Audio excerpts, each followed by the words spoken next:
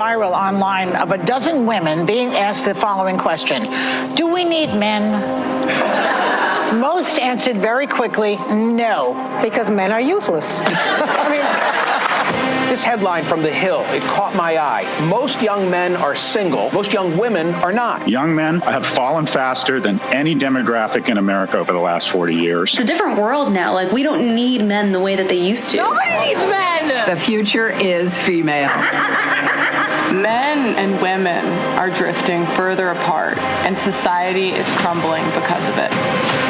A fascinating debate has broken out about the value of marriage. You've kind of got the trad-con versus red pill thing. This men's rights crowd that sometimes just goes too far the other way. You need to stop acting like grown boys and infants and actually become men. Marriage is a bond, and it's a sacred bond. It's a machine designed to extract resources from you. Now many of the red-pilled have taken the position that it's bad for men to get married. Hannah Pearl Davis, or just Pearly things. One of the most controversial faces in all of the internet. She goes on to say that marriage is a terrible deal for men. Because if me and you were in a business contract, you would never sign a contract where I am paid to leave. Gee, what could go wrong there?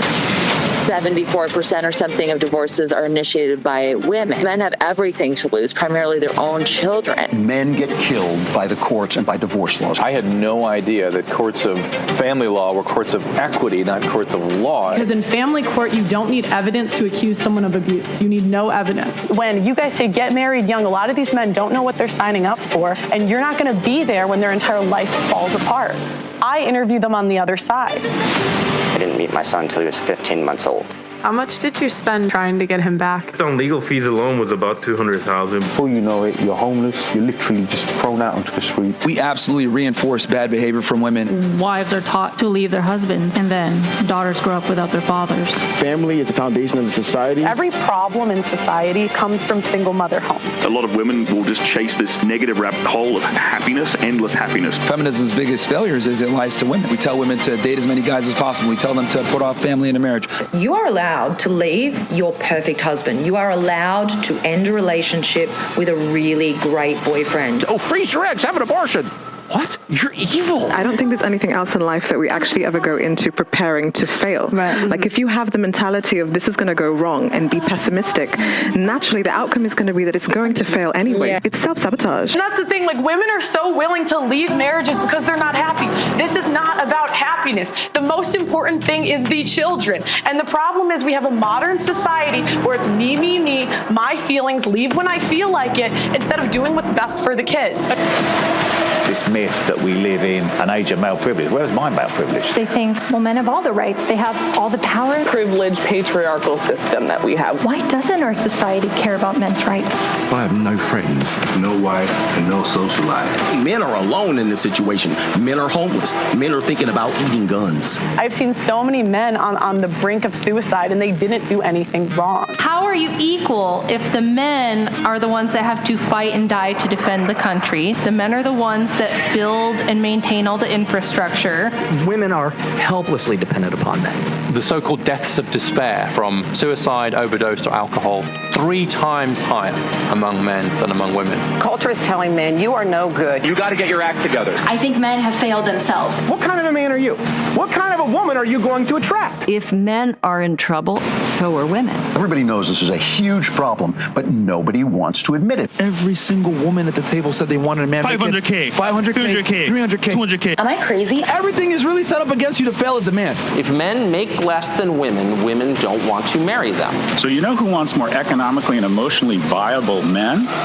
Women. I don't want to be an independent woman anymore. I don't want to be a strong, independent woman. I'm over it. When is it going to be my turn? Where are we meeting the men that don't stop? I can't keep having these same conversations. The only simp here is you, Pearl. You simp for men. I think you simp for women. She's a provocateur. She says stupid stuff, but Pearl is right about this. It's already happening. It's just not out in the open yet. Now it's just hookup culture is going to be our fairy tale ending because men don't want a wife and women can't find a husband. The future, if everybody follows your path, is there is no future. We go into population decline, and our economy goes into decline.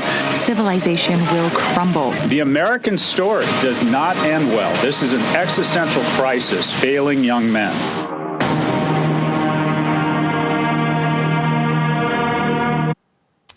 What is up, guys? Welcome to another episode of Pearl Daily here on the Audacity Network. I'm your host, Pearl.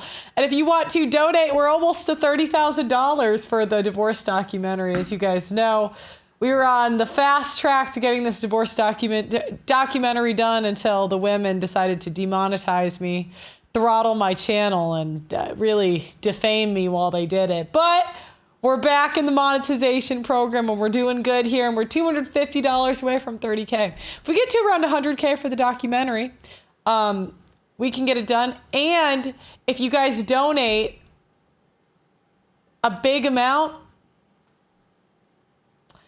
if you donate 20 grand, you could do a video message to your ex-wife. It could be like, or I could read it, either or.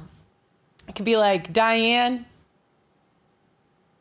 you are the worst woman I've ever met in my life. You're mid, you're overweight, and you're an average at best mother. Stop screwing the whole town. Or whatever, we'll put whatever. Within reason, I don't want to get sued. Okay, guys, so today we are talking about women are now noticing that the men are gone. So basically, women have told men for 40 years that they don't want to be approached. They have told men that they can do everything by themselves. And it turns out when women keep saying that, men, they go where they're wanted. They'll listen and they'll leave them alone. Mainstream media has been in denial for some time about the fact that men are disengaging from women. It used to be expected that men would court women and romance them. Men would move heaven and earth to attract a woman to be his girlfriend or his wife.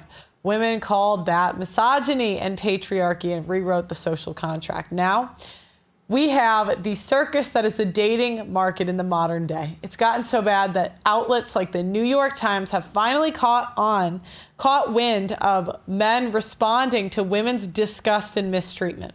A writer for the New York Times is begging men to come back to women and romance and court them again.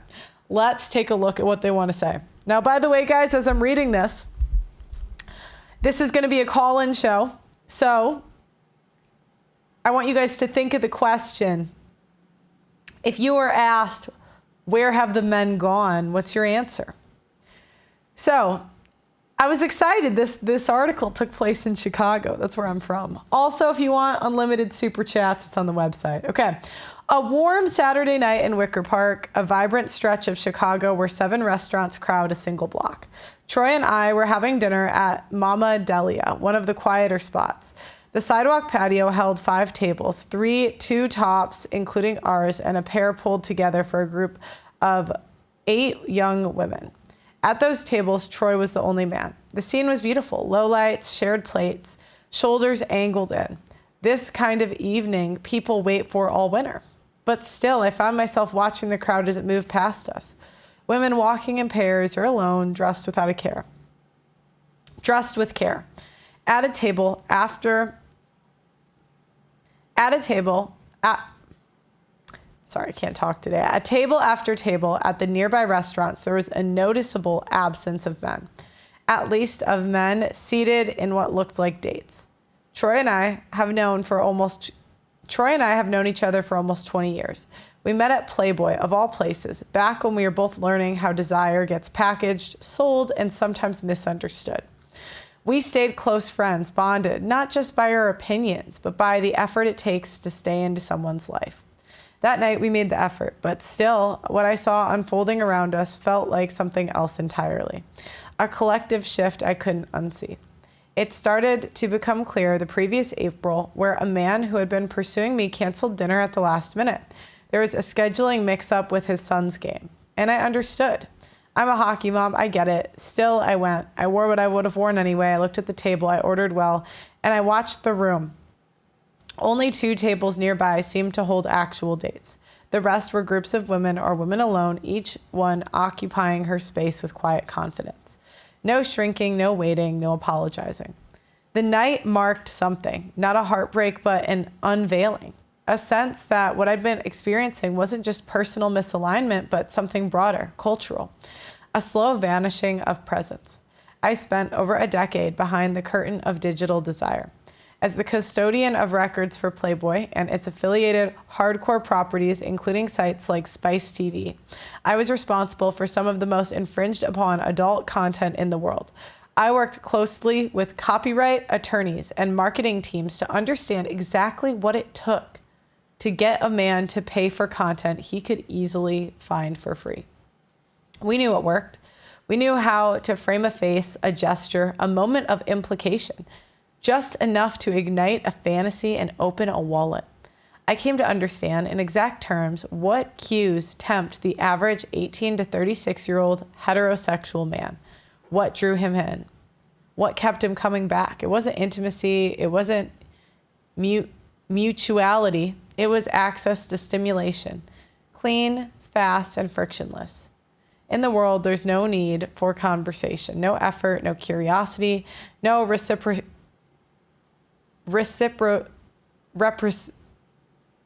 no curiosity, no one's feelings to consider, no vulnerability to navigate, just a closed loop of consumption.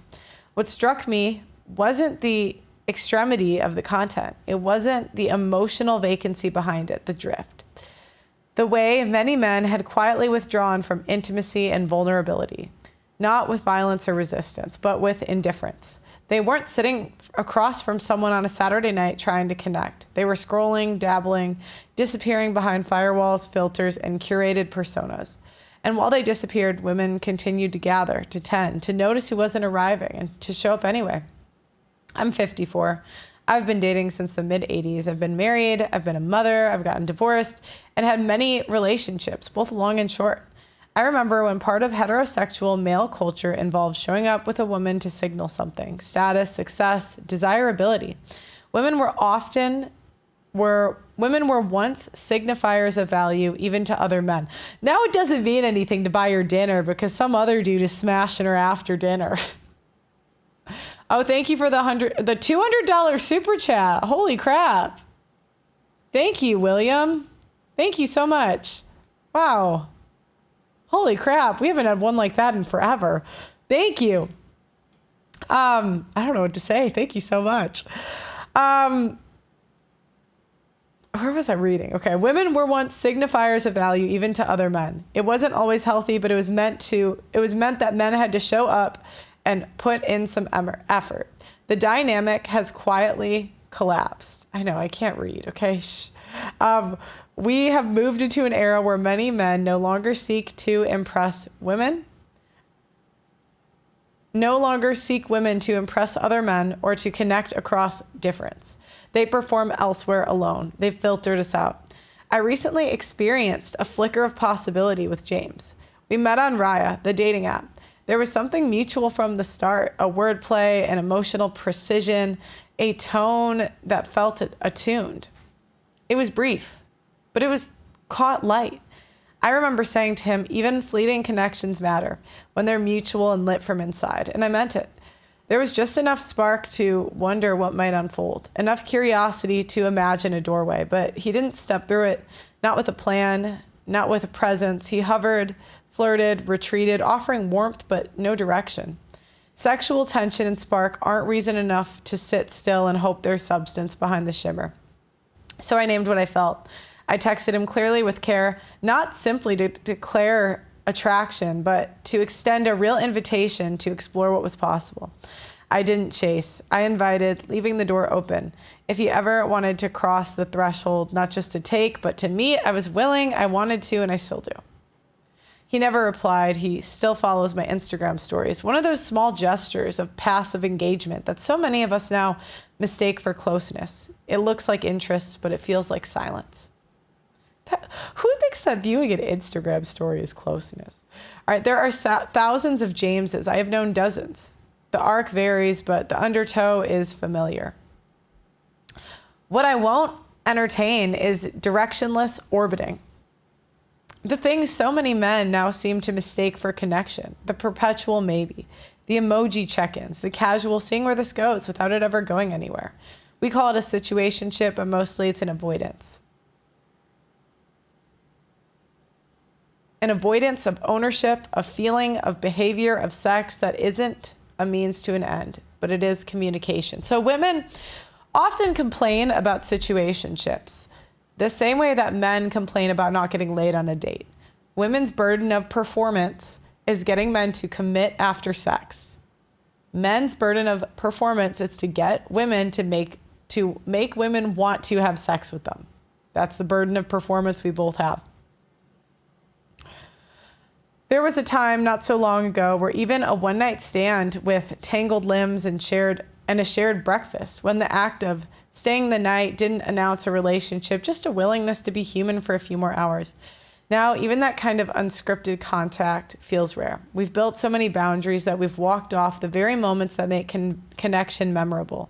And frankly, morning sex is often the best sex. Sometimes you get a side of eggs before you disappear from their bed and their life forever. The idea that vulnerability is a threat instead of an invitation has created a culture of hesitation, of men circulating intimacy but never entertaining it. And the result is thousands of tiny silos. Everyone performing closeness, but no one making a move that binds. Isolation, loneliness, a hunger for contact that has nowhere to land. Maybe we're between paradigms, mourning what's fallen, not yet fluent in what comes next. The infrastructure of intimacy, slowness, curiosity, accountability have been eroded by haste, convenience, and a kind of sanctioned emotional retreat. It's not about blaming men, it's about noticing the imbalance, about grieving what's not meeting us, and about refusing to dress it up as a personal failure when it's actually a collective reality. Here's what I'll say. You're missed, not just by me, but by the world you once helped shape.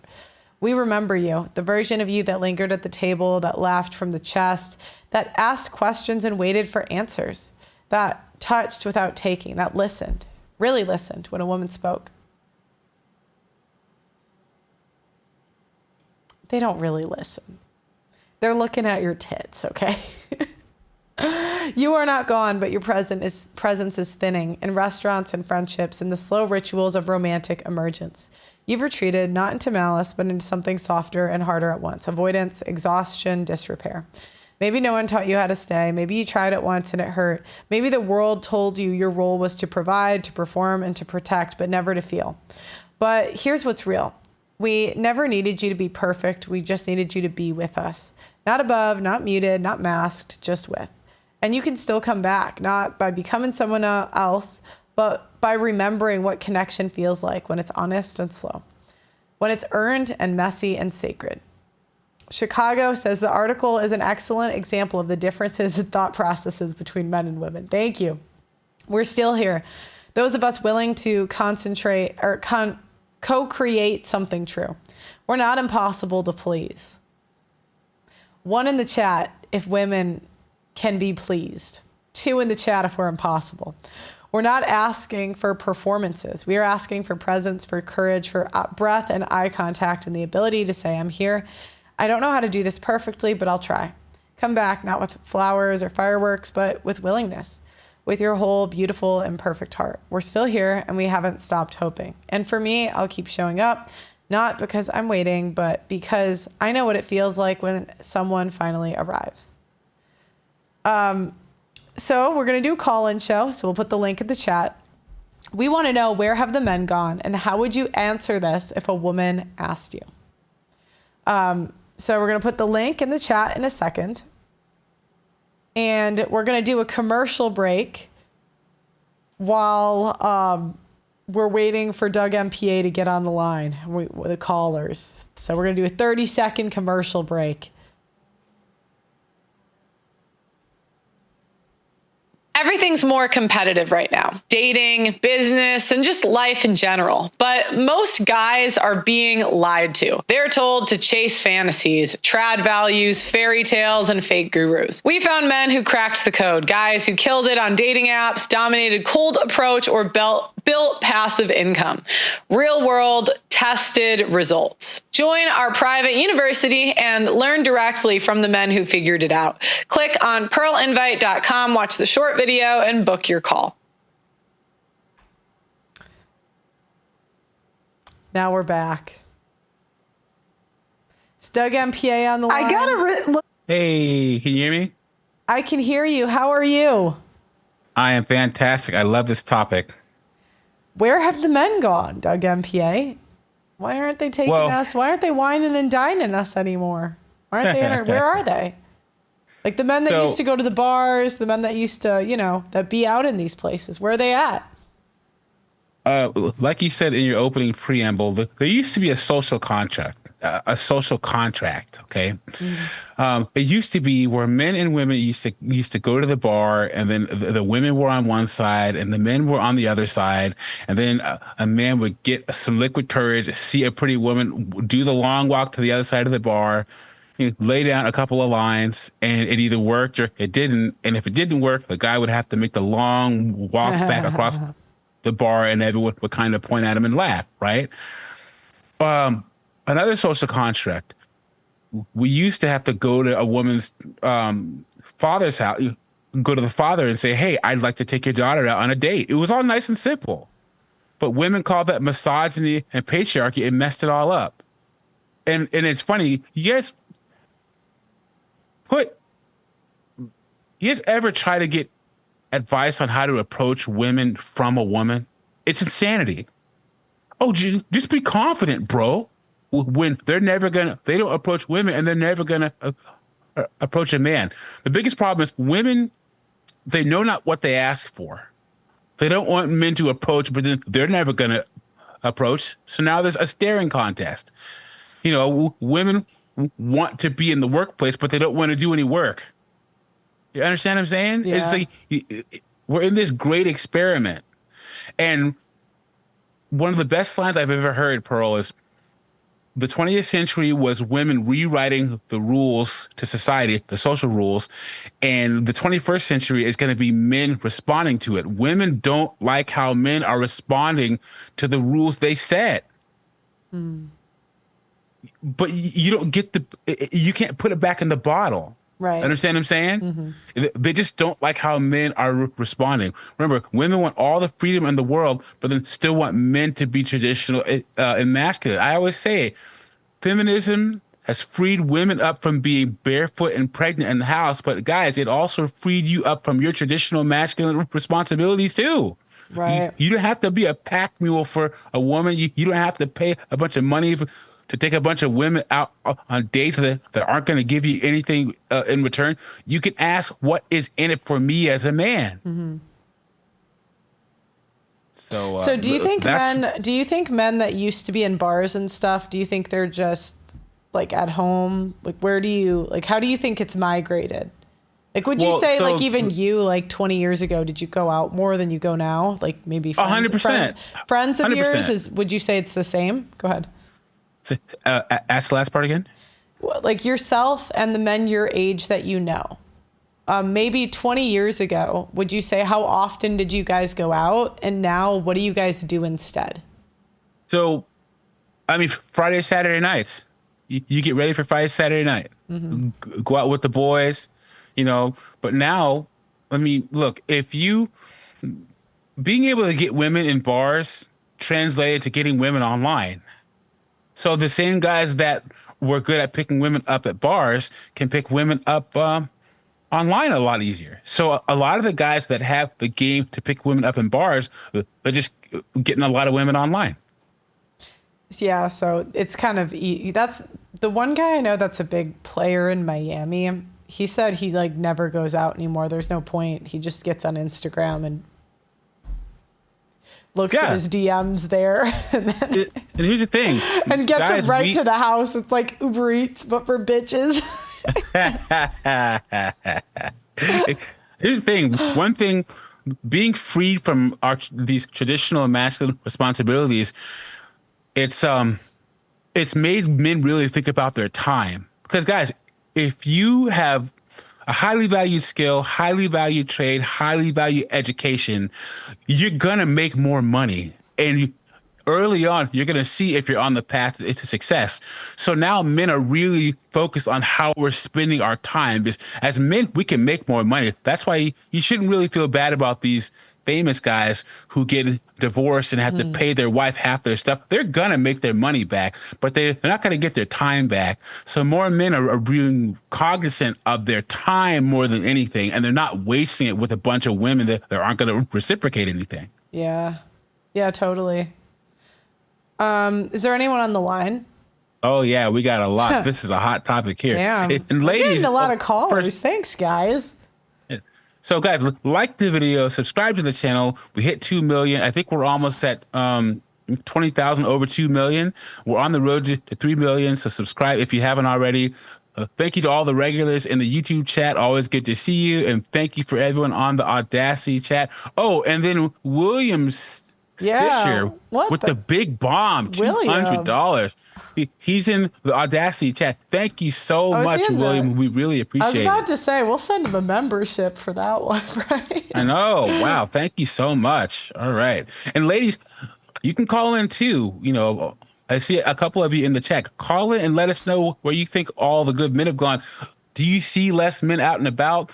When you go out, do you see nothing but girls sitting at tables and bars? Let us know, okay? Oh, I want to say, so what I've seen, I want to say what I've seen before we go into the callers. So if I go to a nice restaurant in a big city, you'll see 3 types of tables. So one is a really hot woman with an older guy. 2 is a bunch of mids with a club promoter, usually young mids under 30-ish. And then 3 is a bunch of women paying for themselves that aren't overly attractive. There might be like one cute one in the group, but that's what I see. The other thing that I've noticed is that I think that going out places are more like divided than ever. So, for example, women might go to segregated. Like women might go to a brunch on a Saturday, or like if I go to like a salsa night or something, it's like more women than men because that's like things women like to do. But if you go into like places men like, so like for example, like dive bars, it's all men. Like if I go to a karaoke, the karaoke bar we went to, I would say there was more men. Would you agree? Yeah, there was. Yeah. So like, but I don't think it was because of the karaoke. I think it was because the vibe of the place. Do you know what I mean? Like that we were at when you were here. Yeah. Like it's just more of like a dive bar feel. Like, cause I was thinking about the places men like to go to, and they like to go to places where it's like cheap beer if they're gonna go drink. Like they don't really care about the essence or the way it looks. They want to know like what is the happy hour price. Where the women want to know, is it a cool place? Is it like, does that make sense? So yeah, that's what I'm seeing. It's like how you're starting to see nail salons and places that are catered to women. They're starting to have like valets and all sorts of stuff that women, they want to create an experience for women because they know women expect a certain kind of experience for their money. Whereas a lot of male, you're never going to see, places that men congregate with ballet that isn't a country club or something like that, The other place that I noticed, I think that gyms that are either cheap are more male dominated or more powerlifting heavy. I think that's a place men go. And then also, there's a third place I just had in my head and I forgot. Yeah, I can say that because I went through a short period where I went to one of those Lifetime Fitnesses, the places that the big, huge gyms. Oh, I have a membership there. Yeah. It's like $130, $140. Yeah, those are the few times where I've seen it like 50-50 men and women because women love those places, man. And they go there and do everything but work out. Do you know what? I got it. I kept getting day passes because there's a machine I like to use there. And then they sold me on a membership one time I went. Oh, man. Because I would go get so many day passes. Hey, I see a bunch of people I've never seen in here before, so they're going to get priority. Wait, I want to go over the rules before they come up.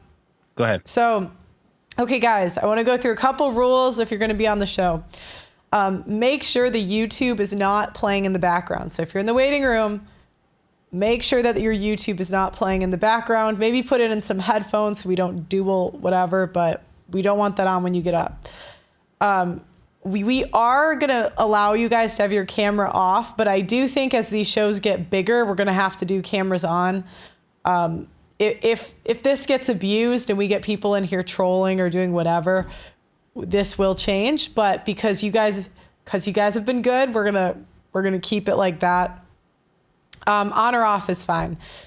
The next thing is, please don't overtalk me. I understand it's frustrating. You might have a lot to say, but it's my show, so you just can't overtalk the host. Sometimes I'm going to interrupt you if you're going on a tangent, and you just got to not overtalk me back. It just is what it is. 4 is, I'm missing one. Is that it, Doug MPA? There's one more I'm missing. I'm going to say, for now, ladies are going to get priority. So if I see a lady in the chat, and make sure that you're ready. And, it's a constructive conversation, even if you have a opposing view. It'll just be good to hear more ladies come on the show. So if I see a woman, you get first priority. So call in. Would love to hear from you. Yeah. And I love when talking about society on this show, I am going to ask you specific questions. It's not to be rude or to be prying, but what I like from this show is to get what you guys have seen out in the real world. I think that's how you get better information. So, yeah, I think that's really all I got. So cool. Let's do it. First up, we have Kage, the certified sexologist. This should be interesting. Hey guys, make sure you hit that like button. There are 885 people in here. Let's keep 100% engagement. 885 likes. Kage, you are on mute. Kage, the certified sexologist, you are on mute. Yes, sir. Yes, sir. Yes, sir. Kage, is that how I say it? Yes, ma'am. What is a sexologist? You just... or do you coach people through it or what? No, you don't coach people through it. People who have intimacy issues, you explore different palliative methods on how to curate a better experience sexually, even with themselves. Like there are people who have issues masturbating. There are people who have issues, what a job with partners. That's an interesting. Okay. It's actually a side job. My main job, I work for the government. So, okay. Yeah. I was just curious. I was like, I've never heard of a sexologist. So what's your answer to the question? Where have the men gone? I actually wanted to use an anecdote today. Okay. I was watching while I was at work. I kind of watched the new episode of the Pop the Balloon. I don't know if you're familiar with it, right? Yeah, it's a funny show. Today there was a anesthesiologist. He just finished his residency, and one girl popped on him because she's like, "Yeah, you just finished your residency. You're about to start working, but so you're not financially stable." And I was like, "You do understand? At day one, he's making $250. Day one, he's making $250. Easy." And yeah, she was like, "Yeah, you're not financially stable. So and you're just getting into your career. I want someone more established in his career." It's like, he just did fucking 10 years of school. Like, what? Insanity. Men are, if I'm going to be honest, men are tired. Men are tired of hearing that rhetoric. Men are tired of the constant berating when when we state our preferences, when we open our mouths and we're asked, to express ourselves or to tell women what we want, and then we're told what we want by women. So like that's a frustrating thing for men. So like in that regards, when it just comes to something as simple as communication, just even communicating with women is difficult. So a lot of men are just like, yeah, if a good woman comes, we're open, but right now it's crazy. We're dodging everything coming at us. And what was your social? How old are you first? I'm 31. And I'll be 32 in September. Okay, is your social life now different than it was 10 years ago? Like in terms of going out, going on dates? I'll say 10 years ago, I was in my early 20s, so it's 2021, right? So things were kind of different, I guess. I was cougar diving then, so all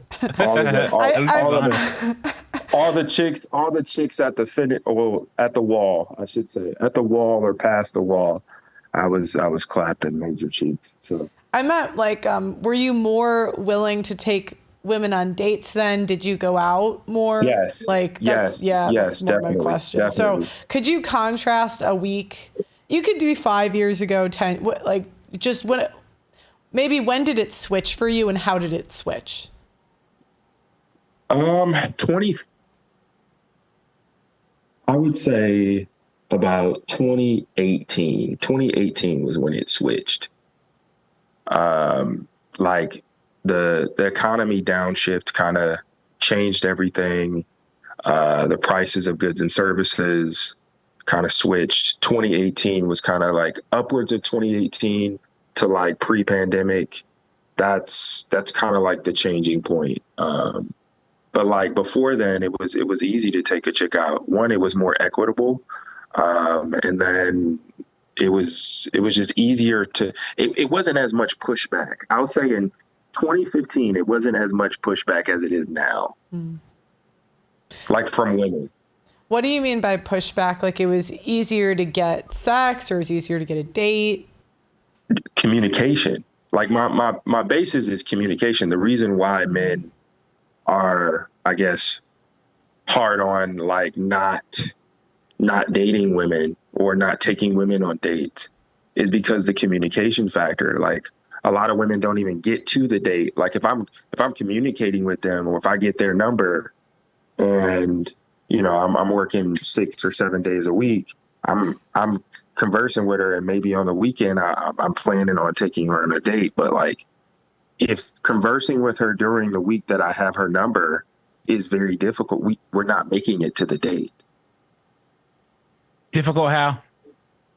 Difficult as in like just either scenarios or like, just talking about life, where their viewpoints and their Pro, I opinions. told you, because Pro and I go back and forth. She's like, Doug and B, why don't you just like keep your mouth shut and don't like challenge them on anything, and just like keep your mouth shut and get laid. But I'm like, Pro, you have no idea how rough conversation is with these women, that they want you to agree with everything. They have these outlandish leftist liberal views, and it's just like it's too much. It's too much. Is that what's you're talking about? They have liberal views, like they text you about it?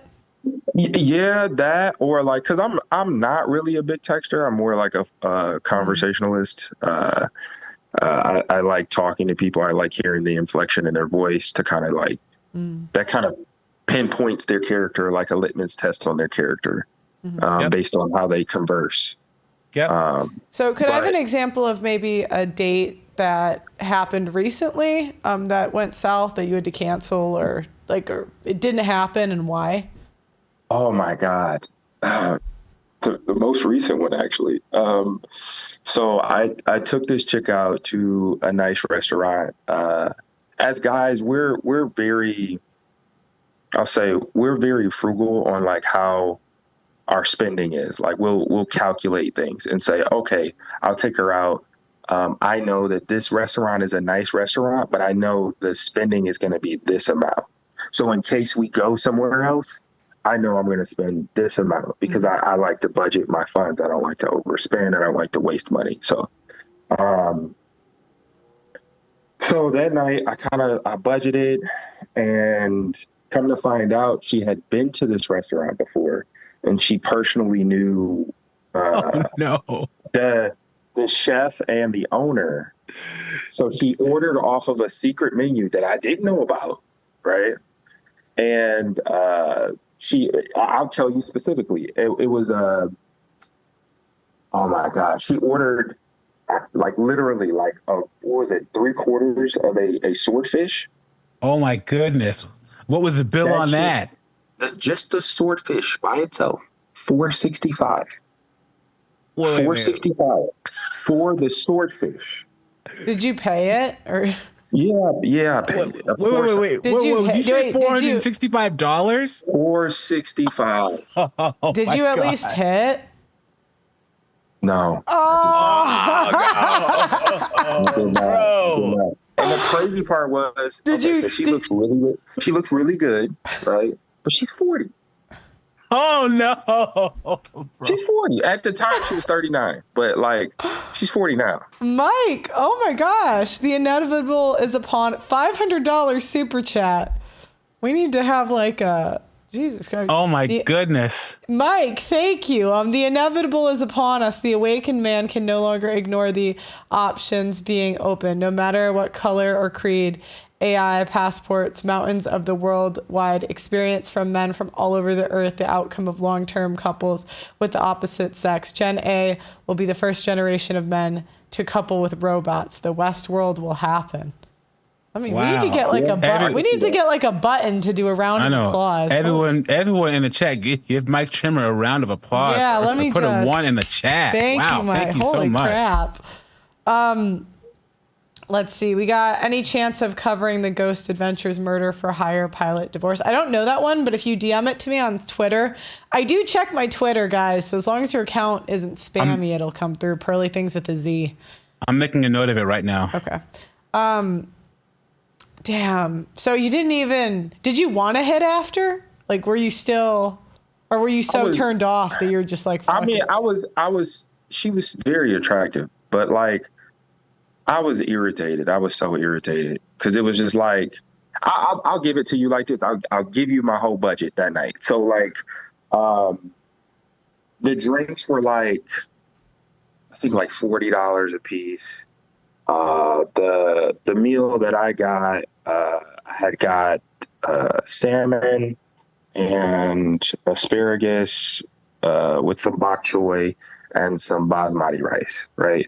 All of that together, my drink and my whole thing, I think was like $75, right? Mm-hmm. I was thinking, okay, even if she orders up and gets 3 or 4 drinks, that's probably $200. So I'm probably leaving $300. Dude, man, son, that fucking bill was like $600 and for some 40-year-old coos. Oh no! If you saw her, you'd be like, damn. But yeah, it's crazy. So hey, go ahead. I'm sorry. So what? Was she a single mom too? Oh God! Why are you spelling everything out? What's up with you? Come on, man. Stop. What race was she? You already know. She's a B-dub, man. Come on, bro. You already know. She was a B-dub. And the crazy part was her son was little as fuck at 39. At 39, her son was probably like 1 or 2. Oh, man. Wait, what city is this in? You really want me to say it? Yeah, this is Atlanta, right? Atlanta? Fuck no. Okay. Detroit. Damn, she got a $600 bill in Detroit. Yeah, man. The food spots here in Detroit, if you ever come here, Pearl, from Illinois, I mean, they have swordfish in Detroit? Hell yeah. We got shark. We got all kind of crazy stuff, man. At least I know there's a good swordfish spot. Oh my God, here we go.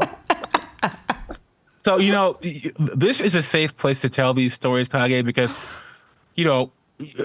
never trust a man that says he's never simped. Maybe there's, a small 1%, but in the West, dude, come on, man. So, yeah, hell yeah. So yeah, it's not about if you simped. It's for how bad and how long you've done it. And it sounds to me like you got it all out of your system, bro. Did you try to hit at the end? Like did you drive her home? I did. And that.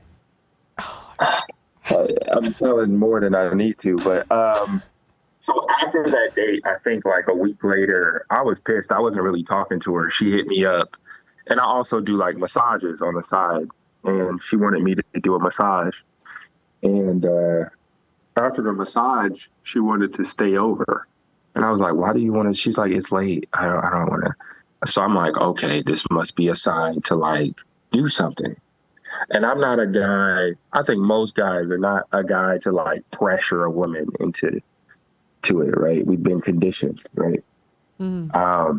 So yeah, it never happened. Like it, like kind of I hinted at it, and she's like, nah. And I was like, oh, okay. But my cousin was like, you should have kicked her out. I was like, I'm not that guy. Did you think about splitting the bill at the end? Did you like? I did. It came up. It came up in my brain. Yeah. You didn't say it though. I didn't. So can you walk me through? So like, so I'm gonna pretend I'm her, right? And I say, oh, can I get the swordfish?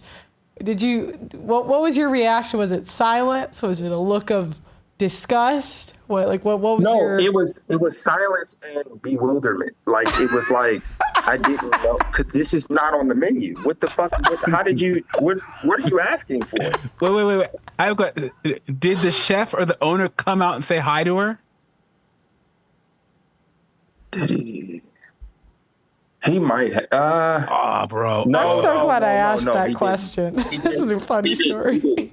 No, he didn't. She might have spoke to him when I was in the bathroom or something. I don't know. I have no idea. Wait, do you have any other like dates, like L's that you've taken? This is funny. Oh man, about 3 years ago, it was a chick a friend had suggested. Beautiful woman. She looked like Sanaa Lathan, but like younger, and she had beautiful curly hair, very fit body. She taught salsa, and she was a salsa dance teacher. And pretty much we went out salsa dancing because I love to salsa and bachata. And so we went out, and later on that night, a friend of hers came in. We leave that place. We go to like 2 other places to dance because we were dancing pretty much all night. That's what they do in the salsa, salsa community. They dance all night. Anyway, so at the last spot, I find out that the guy she introduced me to that had rode with all of us, the whole group of dancers and stuff, she was another dude that was interested in her, and she invited us both out that night. What? Yeah, crazy. Wait, so how did you find out? Did he tell you? No, she kind of told me. She was like, yeah, he's a guy that kind of liked me, but like I just didn't want to. Before or after the interaction? She said it after? Well, we were dancing, and then after we danced, like the third place that we were at, she told me. And then the craziest part was, so it was a bunch of women there, it was a bunch of guys. We ended up at this dude's mansion at the end of the night, and she brought me in the bathroom. I was like, she took me by the hand and took me to the bathroom. I'm like, oh, I'm about to get topped off. That was the first thought in my head. I was like, oh, she about to swallow me. But she brought me in the bathroom to be like, his name was Jose. He was Hispanic. He was like, yeah, Jose's in there talking to blah, blah, blah, blah, blah. And he's just supposed to be interested in me and blah. I was so taken. I was so it was such an out of body experience for somebody who I told I was interested in, was aware of it, to bring me in the bathroom to talk about another guy that she had brought that was found another girl that night, and they doing their own thing. And why are you telling me about it? Like, what? You can't win them all.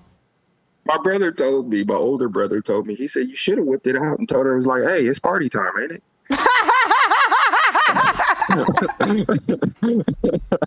I was like, no.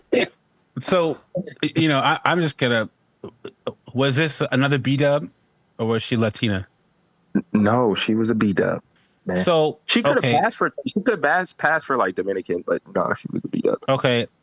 These views do not reflect Pearl or her platform. This is purely Doug MPA. I've been black for over 40 years, man. You gotta avoid the B-dubs, man. I know you're in Detroit, but move.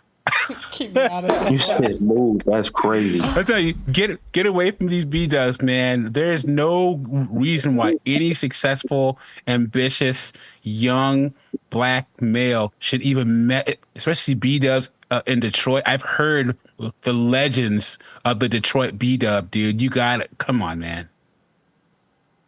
Come on. And the crazy part is, my mother was like, I guess what you would call mixed race, and then my grandmother was white.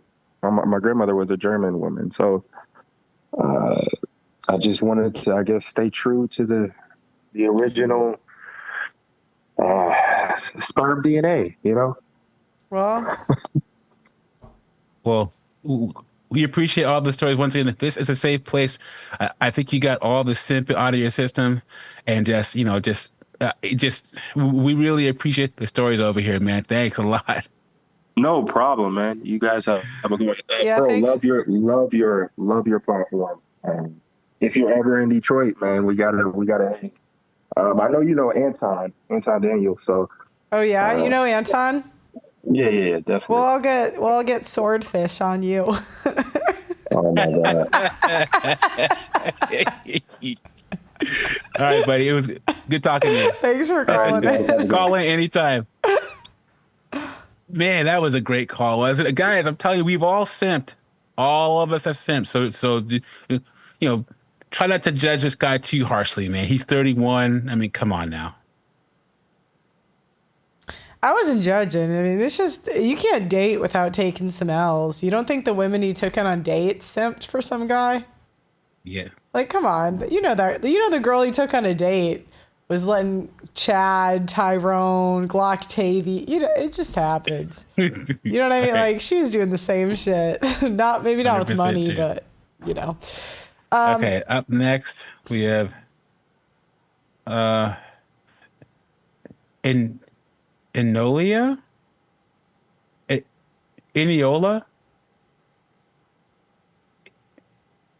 Adeje. Your audio is connecting. Guys, make sure to like the video, please. Subscribe to the channel if you haven't already. We are on the way to 3 million subs. So make sure to like the video, subscribe, hit that super chat button, and go to Pearl's website and join. It's only $9.99 a month. She will read your comment if you put Pearl read at the beginning of your comment. Enola, you are still connecting your audio, going once. Enola going twice. Enola going 3 times. I'm going to put you in the waiting room, and we'll move on to someone else. How about all these new people? We're letting in Alex, the banking counselor. What's a banking counselor? Alex, are you there? Hey, can you hear me? Yep. Hey, Alex, how are you? Hey, Pearl, how are you? I've been good. following you and your content now for about, I want to say probably, I think I found your content right before the pandemic hit. So it's been a little while. Well, I'm glad we can finally talk over the phone.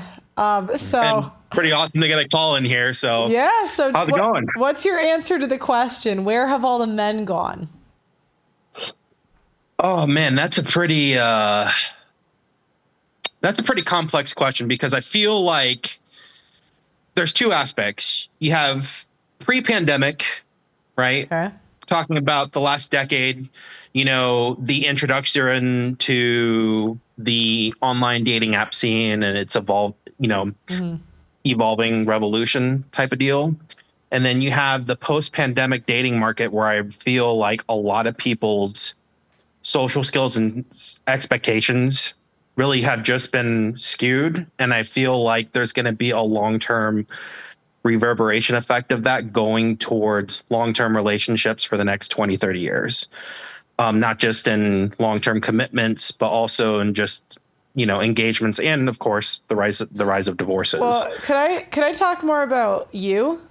So like, how is your dating life different now versus pre-pandemic? So I put the banking counselor as a hashtag there, I guess, because I work in finance, but I also before I got in finance, was originally going to go to medical school to be in psychiatry. So I do have a couple degrees in psychology and neuroscience. And as far as dating goes, I'm 32 years old. I've been single now for, I want to say, 5 years. I was in a long-term relationship with someone prior to that, right before everything happened with the pandemic. And I think that especially guys in my age category, guys that are in between the ages of 30 to 40, I luckily haven't been divorced or knocked up the wrong woman. So knock on wood, been okay there. I meant, like, how is your social, like, okay, in a given week, pre-pandemic, were you taking women on dates? Were you going out? Oh yeah, I would say. I would say I was probably going. It's the same or different now? Go ahead. I would say pre-pandemic, it was more feasible, I would say, to get like the initial meetup date, introductory date, I guess, or like wanting to do the few dates experimentally. And now it feels like post-pandemic, it feels like it's like trying to pull teeth when communicating with like a lot of the women in my area, because I'm in Florida, and I'm in North Florida to be more exact, and it feels like I've learned at this age in my life I don't go by what women say, I go by what they do.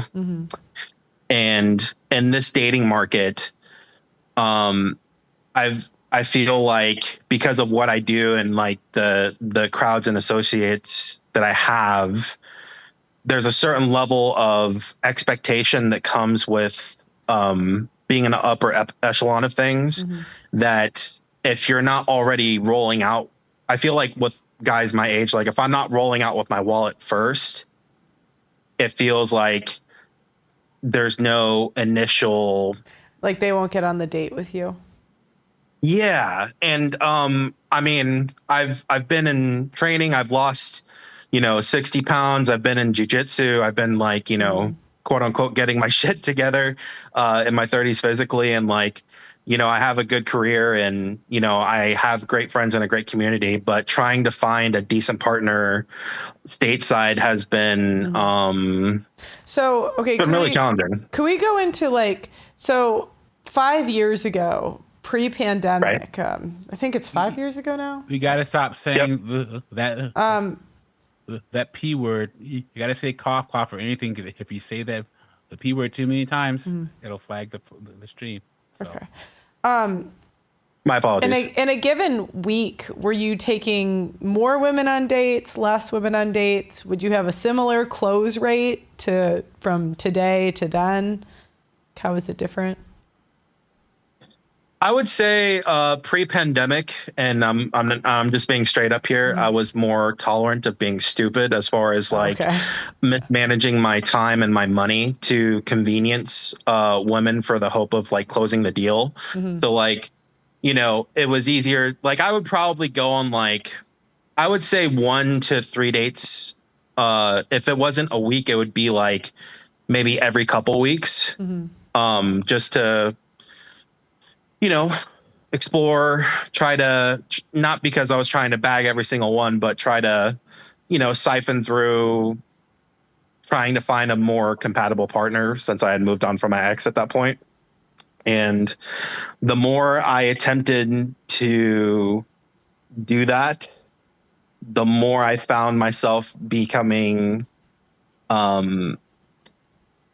nauseated with just how transactional it seemed things had become. Like it was more convenient, but it felt like super transactional. And now from that point to here, it feels like I have to like pre-plan and fit things into a schedule in such a way that even if like something doesn't work out or it blows up in my face, like I'll still go out on my own and still have a good time. And sometimes like that, just I'd rather not even have to like worry about that and not have to like, waste my time and waste my money to not be able to build something organically.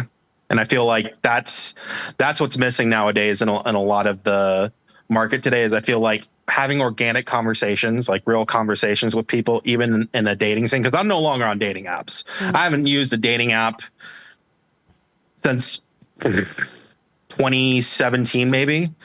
And I'm amazed at how, like, if you're not partaking in that machine, how much more difficult it can be to actually go out to like a cafe or, one of those like, more neutral spots, restaurants or something like that, to be able to cohesively interact and have a conversation with someone, to meet someone organically and build something there. Got it. Well, thanks for calling in. Doug MPA, you got any other questions for him?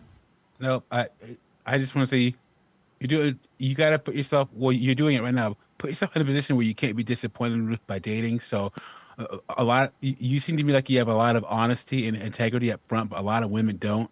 So ghost these hoes.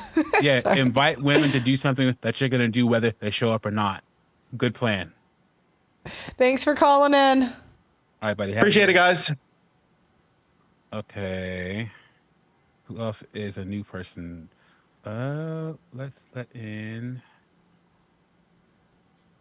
Okay. Hey Galvis. Hey Galvis, you're on mute. Hey Galvis.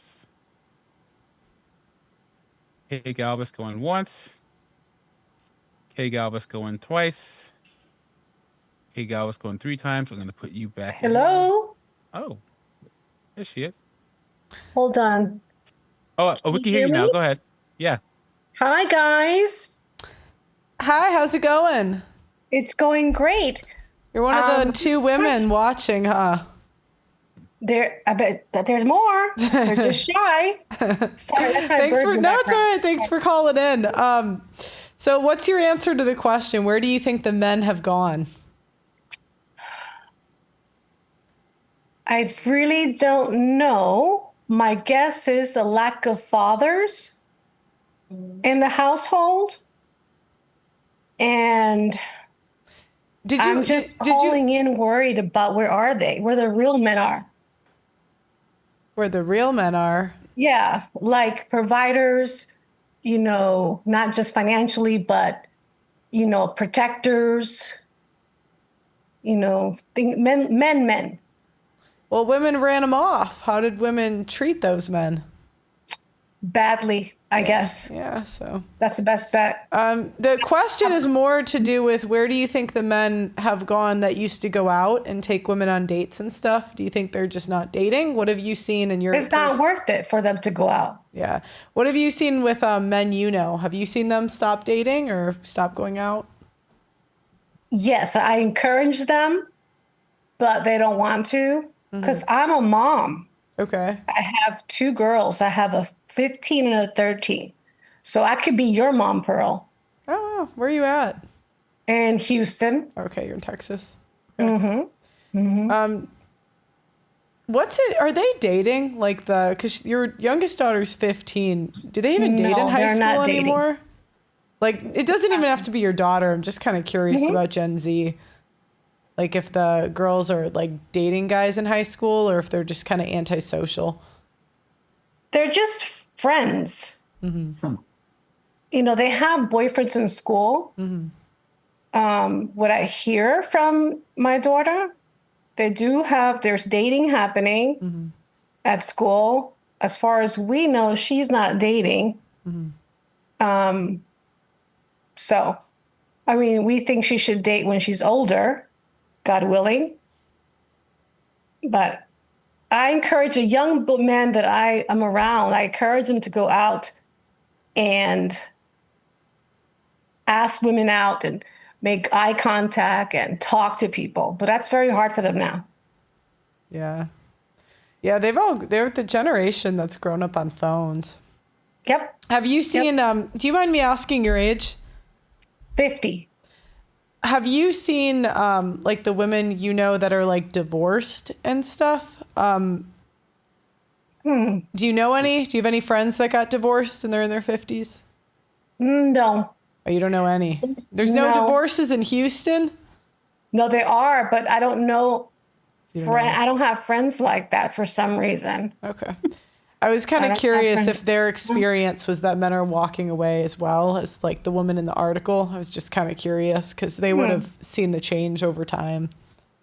The people that I know, Bernardo, my husband, he's also 50, and his friends are divorced because the women have left them. And are they actively dating or no? The men? Yeah. Yes. Okay. Of course, quickly. Sure. And okay, so they're still dating at least. So they haven't necessarily, are they doing like hookups? Are they like courting women? Like what's the 50-year-old dating scene like for the divorced men? I think they're doing both.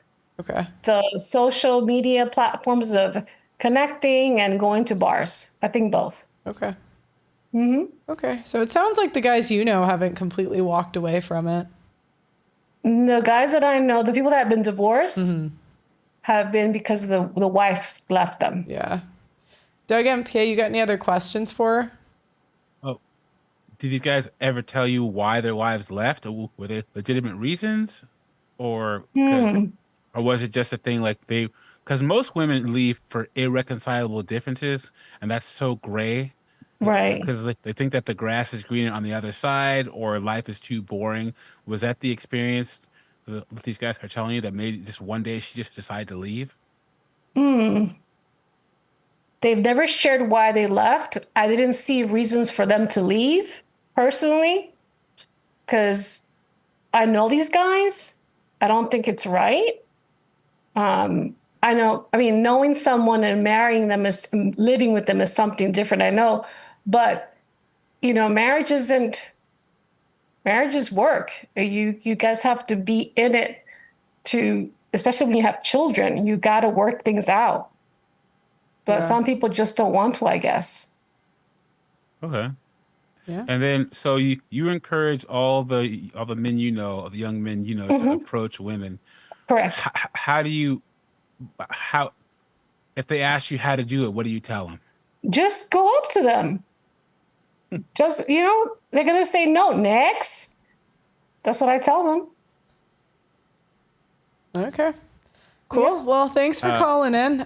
Feel free to call in anytime, okay? Absolutely. Thank you so much, guys. Great job. Thank you. Keep it up. Have a good one. Bye-bye. Okay. I think that's one of the few non-combative women we've had call in. I know. She's in Houston, Texas. She sounds maybe like Hispanic or something like that. Like so American. Texas is great, man. Houston, Dallas, San Antonio, Austin, great places, man. Great people down there. Okay, I'm gonna try Iniola one more time. Iniola. Hey, thank you so much, guys. Great job. Thank you. Keep it up. Bye-bye. Iniola, we can hear you, but your YouTube's on. One of the few non-combative. Iniola, we can hear you. Hello? Can you hear me? Yeah. Hey, how's it going? It's going good. Where are you calling out of? What part of the country? You can say the state. Oh, the state. Okay. Texas. Oh, I got a lot of Texans here. So what's your answer to the question? Where do you think the men are going? The more specific you can be, the better. If it's men that you've seen either dating yourself, maybe brothers, friends of yours, whatever.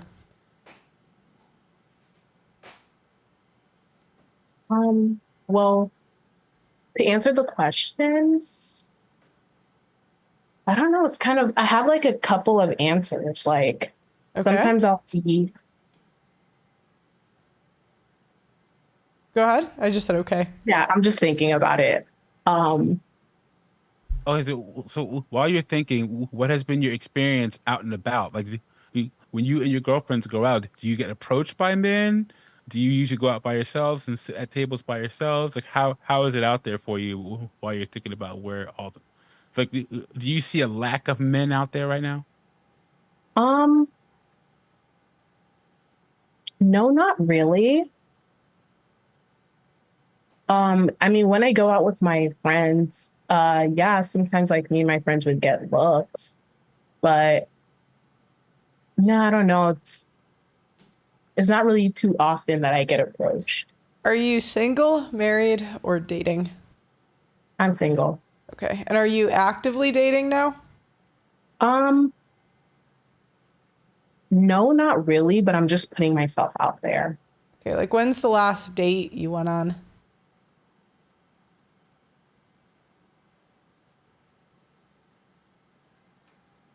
Oof, I can't even think of that. Like a year, 6 months?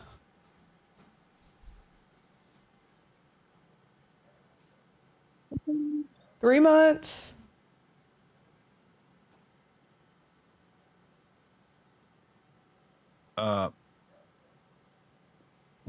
If it's been that long, we can move on. Because it's kind of a lot of dead air here. Are you still there? Yeah, I'm still here. So you see men out and about. So, but when you see stories like the one that's in the New York Times, where these women are asking where all the men have gone, why do you think that these women are asking that question? Like, well, do you think that their points are valid? Yeah,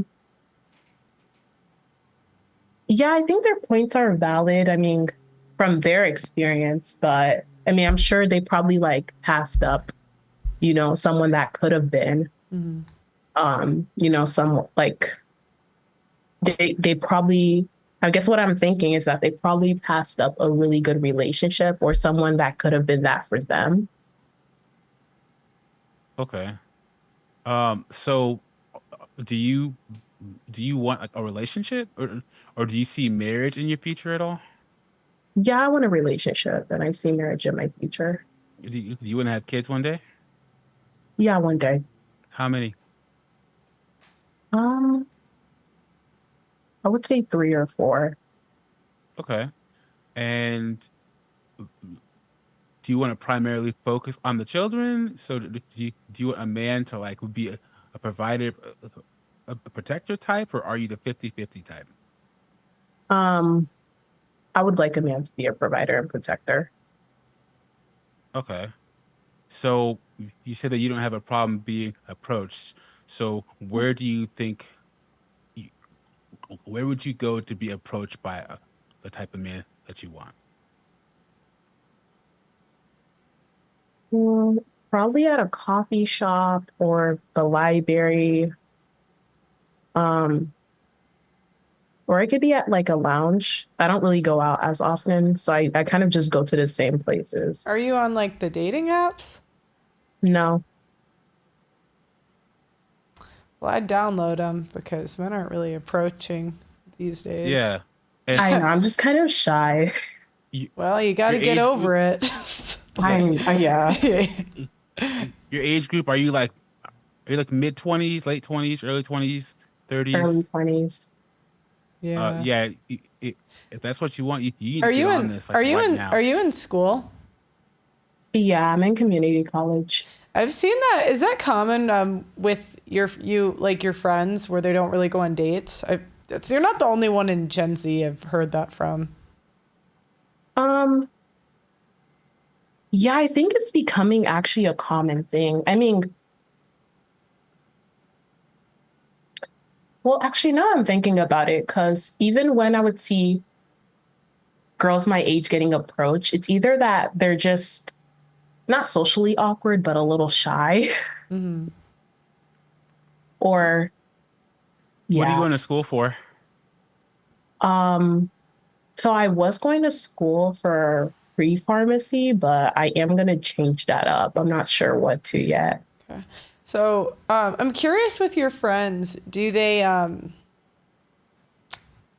to think of a way to ask this. How many close friends do you have? Close friends, I would say around like 4. And of the 4, how many are in relationships and how many are actively dating?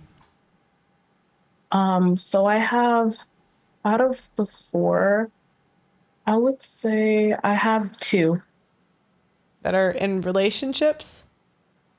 Or just dating. Well, I have one friend that she's dating right now. That I don't know. I think she's not dating the person anymore. I'm not even completely sure. I was but just curious where they're meeting them. Like if your generation, I haven't heard about a lot of people meeting the men you're talking about in the places you're listing. They might be, but I don't. You're a little younger than me, so I don't know. But from what I've seen, Gen Z meets all online, and I was just curious if that was your friends and your experience too. Well, so that was one of my friends' experience. And then the other one that was dating the other person before, she just met him on campus. Oh, okay. You're in school. Okay. Yeah. You really need to take advantage of your time on college campus. And if you want to, your best bet would be, especially when you transfer to university, because a lot of people, they don't know this. If you start in community college and you transfer to a university, your GPA resets. I went to community college. Anyway, yeah, so when you transfer to university, you might want to find you one on campus because you will never have You should go access. pre-med or something really hard and just drop and change it after the first semester. Seriously, Sit next to the hottest guy in class. And men with more potential than in college. And so many women, especially I'm guessing your ethnicity, but if you're the race, I think you are. A lot of women, they fumble good men in college, and then they go back out here, and you're around 50% less men at least the day you graduate college. No, it's not true anymore. It's like mostly women in schools now. That's the one challenge they're going to have on university is you're probably going to be sharing a guy. It's not really like it used to be. Like when you were in school, it was more like they met people, but now it's mostly, I think it's like, when I was in school, it was like 60% women, and I think it's more now. Yeah, I would imagine. Well, and then you're asking those guys to not bang the hot punani on campus and settle down with you. Good luck. I'd get a dating app and go 10 years older. That's what I would do. But take that or leave it. But there's still the engineering department, Pearl. Come on now. Engineers are still going to be engineers.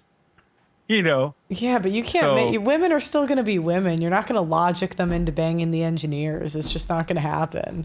No, but what I'm saying is she can avoid all the Chads and Tyrones on campus and hang by the engineering department. That's what I'm saying. She can. She won't.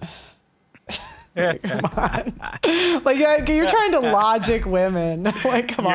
You're right. Dog, it's like the state takes care of the money. They don't care about money anymore. They don't. They don't even. Women don't even understand money. like.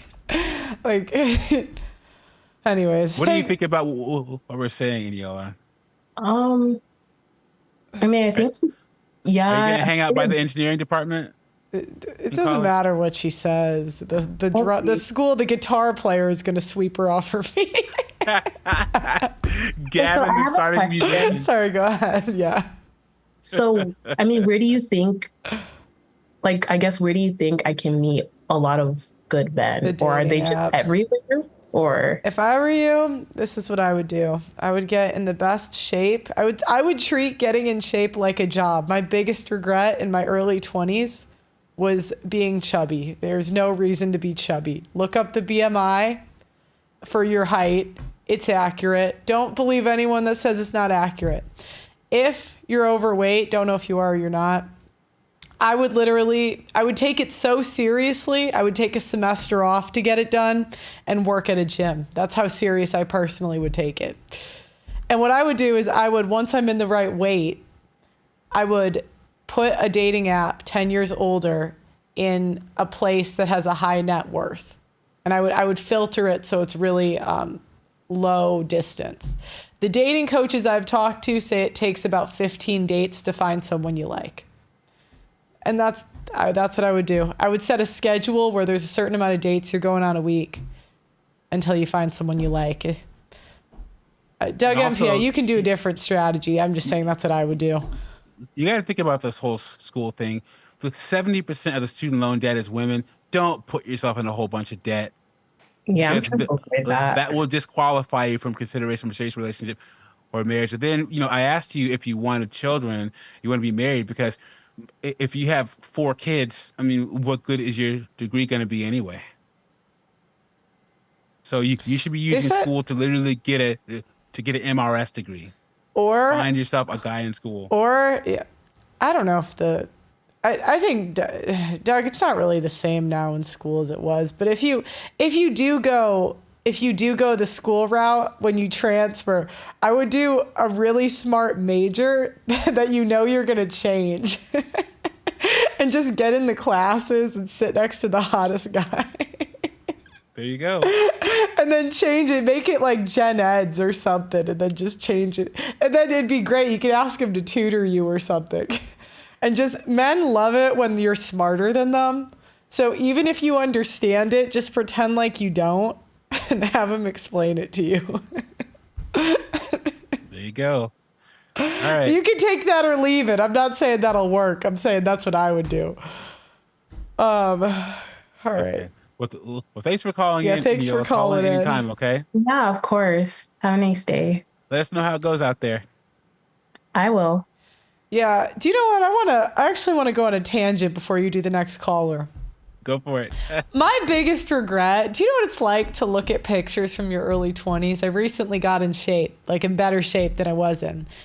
I never was all out obese, but I just was chubby. And I'll tell you what, guys, the biggest regret I ever had, like what I would do if I was 18 again, I knew I had eating and like issues.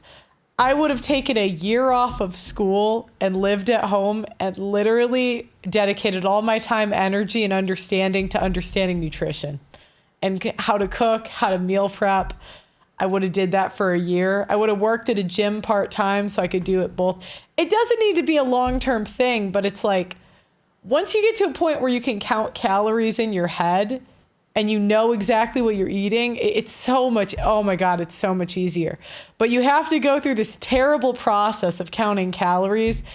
And it's such a boring, tedious, annoying process. And I'm the type of person where I have to focus all my energy on one thing to get it done, or 2 things. But anyways, because let's say, I'm not here to tell you what to do. If you want to go be a mother, that's how you're going to get the hottest, richest, whatever you're into guy to settle down with you. There's nothing men don't like more than fat women. Okay, that's number 1. Number 2, let's say you say, Pearl, you're full of shit. I want to go be a party girl. Well, if you're going to go be a party girl, get on the best yachts. If you're going to do it, get the best yacht you can get on. Do you know what I mean? Don't party in Columbus, Ohio. Go get a very good butt, get some abs, and get on a yacht in Miami or something. Now, I'm not saying you should do that, right? But all I'm saying is, as a woman, there's nothing that'll get you further than being hot. There's really not. And women, we keep seeing these BBLs and stuff, but it's because women just can't figure out the nutrition stuff. That's the hard part. Let's say you want to go, work in, I don't know, sales or make a lot of money. Well, if you're really hot, you can go be a pharmaceutical sales rep. Or you could go be a bottle girl. Do you know what I mean? There's nothing worse than wasting 18 to 25 chubby. It's nothing worse. It's like paying on hard mode. Well, what's worse? Spending 18 to 25 chubby, or spending 18 to 25 getting some lesbian dance theater degree and putting yourself $75,000 debt? What's worse? Okay. Look, I know there's worse things, okay? I'm not saying it's like the end of the world. But all I'm saying is, what I wish someone sat me down, because when I was 18, I was like, no, I want to get this volleyball thing. And I was, you're thinking about all these things because you're young. There's all this stuff you want to do. You want to experience like all this. You know how it is when you're young. You think you can do anything. But whatever you're going to do, like I would take it so seriously that if I was 18 again, I would literally, and when I got demonetized, I kind of did this, but I would literally spend all of my energy and my mental like problem solving ability. Usually if you're fat, it's because you can't count calories or you can't cook. If you can afford to eat out and just eat like Chipotle every day, but you probably can't. So I would just learn to cook. Yeah. So that's what I would tell you. Oh, okay. Well, Ronald has been waiting a long time, so we'll let him in. Have to make sure to like the video, subscribe, please. We really. They said you need a man to train. Sorry. They said you need a man to train you. Well, that's totally fine. So go to the gym and find one. I recommend a bodybuilding or jiu-jitsu gym. The only thing is bodybuilding. I should probably jiu-jitsu. I've never done jiu-jitsu, but I've heard. Anyways, go ahead. Ronald, are you there? Ronald going once. Ronald going twice. Ronald going 3 times. I'm taking you out. Okay. Wow, we have. Okay. And then I'm gonna let. Is this the Gabe? I'm gonna let him in for a couple minutes. Gabe is coming in. It says joining, and then next person up is gonna be Katie. I think we're gonna break the record for women calling in tonight. I know. Wow. Can't believe it. Gabe is still joining. Gabe, are you there? This is the nicest women have been to me in 5 years. Gabe, you're on mute. Hey.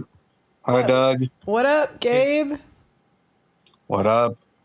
So tell me, where have the men gone? Because you got 4 minutes. We got a full call line. Go for it. Yeah. Pearl, what did you ask? Where have the men gone? There's 4 different answers. First off, either they're being rejected constantly, friend zoned, or sacrificed by Me Too and cancel culture. And that's the only explanation I can think of. I'm sure there's more, but okay. Yeah. Cool. Anything else? Nah. All right. Thanks for calling, Gabe. Pleasure as always. Right. Always good to hear from you. Wow, that was short. Okay, we're gonna let in. Katie is coming up. Katie is joining. Katie, you're on mute. Katie, are you there? Katie, Katy, you're on mute. Katie going. You think I should find God this year? I'm 28. That's the time to do it, isn't it? Or maybe at 32, I should find. Yeah, it's coming. Maybe I'll come on in a nun outfit one day. No. The first step is having a big cross hanging between your cleavage. Oh my gosh, I do have a cross on today. Mm-hmm. Yeah, you got to do that. Katie going once. Katie going twice. I'm going to put you back in the waiting room. Okay, we have... I'm going to tweet that. Should I find God today? We have I Pet Big Women. I Pet Big Women. Are you there? There we go. Yeah, what's up? What's up, Doug? MPA? Wait. What's going on, man? Wait, why is your username I Pet Big Women? Are you a chubby chaser? It's my COD tag. And I was like, you know what? Let's do it. Let's go. They love it down on Xbox.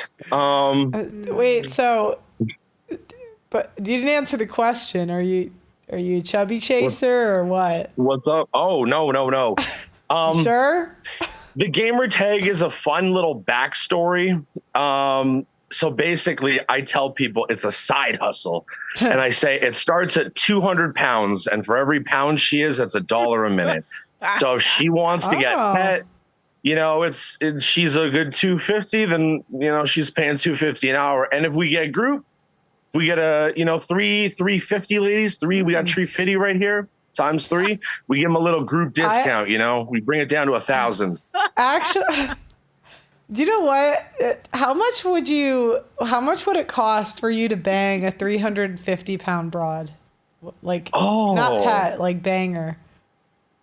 How much does psychotherapy cost these days? All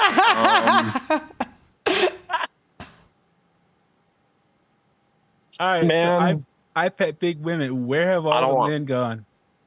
What's that? Oh, where have all the men gone? All these women are wondering why they can't get a bunch of men. Before I answer that question, am I allowed to cuss at all if it's in good taste? Yes. Okay, cool. So I'll tell you in a little bit of a fun little vivid storytelling way where all the men went. So when they look at, it's more of in response to, this is what happened where it started with the women. They walk in the door, half cooked, evidence lacking, conclusions, all that one, like the 50-year-old perfectly comes to mind. All she was missing was some baritone in her voice. But as Kevin Samuels would have put it, I know you're both fans of them, put your dick up. Like that woman definitely was rearing for a fight. And it's really weird because that's how women are, a lot of women, not all, emotionally stimulated these days. They like to get into, you know, little fights and, you know, it's fun for them. But I don't know about you, but my favorite thing about women is, you know, that they're not men. So anyways, I kind of want to attack this from a little bit of a, like, you know, like healthcare pathological angle. It's very, I'd like to think it's an interesting perspective, but you guys can be the judge. So in response to women like her, there was a complete divide, and it was an extreme. There were the men on one hand who became more socially aware, and then the rest became like absolute simps. They just dug in and like each side took their side. And the ones who became self-aware, you know, developed themselves, compassion, nurturing, empathy, you know, typically stuff that you'd think women would be good at, myself included. We piss a lot of women off because we got Mr. 50-year-old fight me energy, like who don't know how to do these things. And I've seen it kind of not just once, but 2 big hand cases, a lot of small, fun little anecdotal cases. But the perfect imagery I could paint with this is anecdotally, like I was engaged twice and both had borderline personality disorder. Yikes. And I couldn't pin it with the first one, even with my psych background, until the second one. They didn't want me. They wanted to be me. Like they wanted what I had in fortitude and skills that they should have had, that they were failed in life for their gender.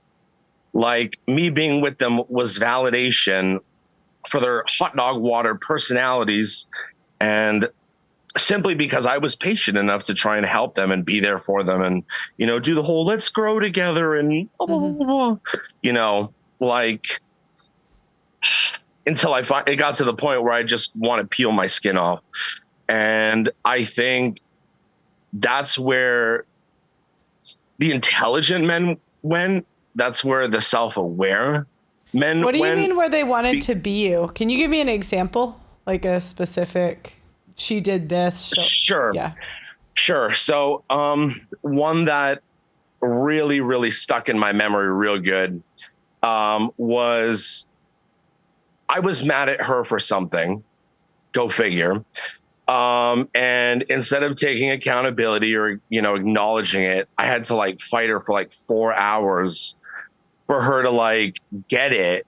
So I basically ended up having to console myself in the matter. And it was a pretty serious subject, but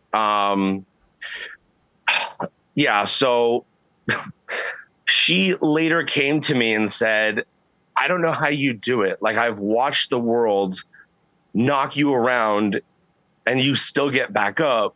And not only that, you know how to like heal the wounds. And she's just like, I wish I could be like that. And it was, I'm very big on energy.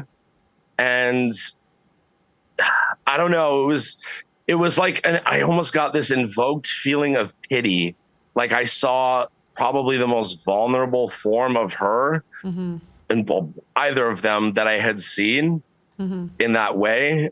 And like, she went on to tell me that she was like jealous of the fact, even envious, that I could handle these issues and like, soothe myself. And she couldn't do that for me. She was like, I don't know how to do that for you. Like, I don't, blah, blah, blah, blah, blah. Like, man, I don't know how many times I've said, instead of arguing with me or, telling me I'm wrong, she asked more questions and, take a good step in the radical acceptance direction. And we'd probably get a lot farther. But it got to the point where, even her own family was like, yeah, I get it. You got it. Like, I understand like that you want to get out of there. Like, I just know like that her exact aunt. situation where you're like, they're dating a relative and you're like, poor guy. Pearl, the same aunt who said, I see the way she and her daughter like look at you, just hearing your name, it brings like the whole stars are in their eyes. The same woman was like, yeah, I get it. I don't blame you. She even disclosed to me that there's a whole bunch of mental illness on that side of the family. I'm like, you know what? If even she's telling me I should probably go, like agreeing with me here. Like, she's had front row tickets for how long? What am I going to not listen to her? Like, no, that's bananas. Wow. But I think that's where the extremes kind of sat. There's the guys who are just like, you know what? For what? Like myself. And then there's the other guys at the bottom of the barrel who are figuratively and literally getting their sacks kicked, by these emotionally aggressive women and even physically domineering women. Yeah. And, then you've got. Would say that go ahead. Two big deal breakers when a woman that I'm dating is when she outright disagrees with me in public, as in the women that want to get you told in front of everybody. Oh, and yeah. then the women They want to that shame you. Yeah. Oh, yeah. And then the women that talk to you like they can beat you in a fight. Those are the two worst kind of women. Two worst. Oh my God. Yep. Too many women will talk to you like they can physically beat you in a fight. And it's like, no, Yeah. well, you need to stop that quickly. Yeah. No, I'm 6 foot and I'm so close to my goal weight of hitting 280. I was the little tiniest kid in high school. I worked for like over 15 years to be the size I wanted to be. Finally got there, almost there, like near in there. And the tone, like the amount of like baritone they will put in their voice. Like, I know exactly what you're saying, dude. Like, you look like you're about 160 and you want to square up. Like, come on now. Don't forget I can identify as a woman real quick. Like, we can have these hands. These hands are rated E for everyone. Man, thanks for calling in, okay? Right, yeah. Call in anytime. Have a good Loved one. it. Loved Bye. it. Have a good night, you too. All right, we're gonna try Katie again because we're gonna try to break the record for the amount of women on the show.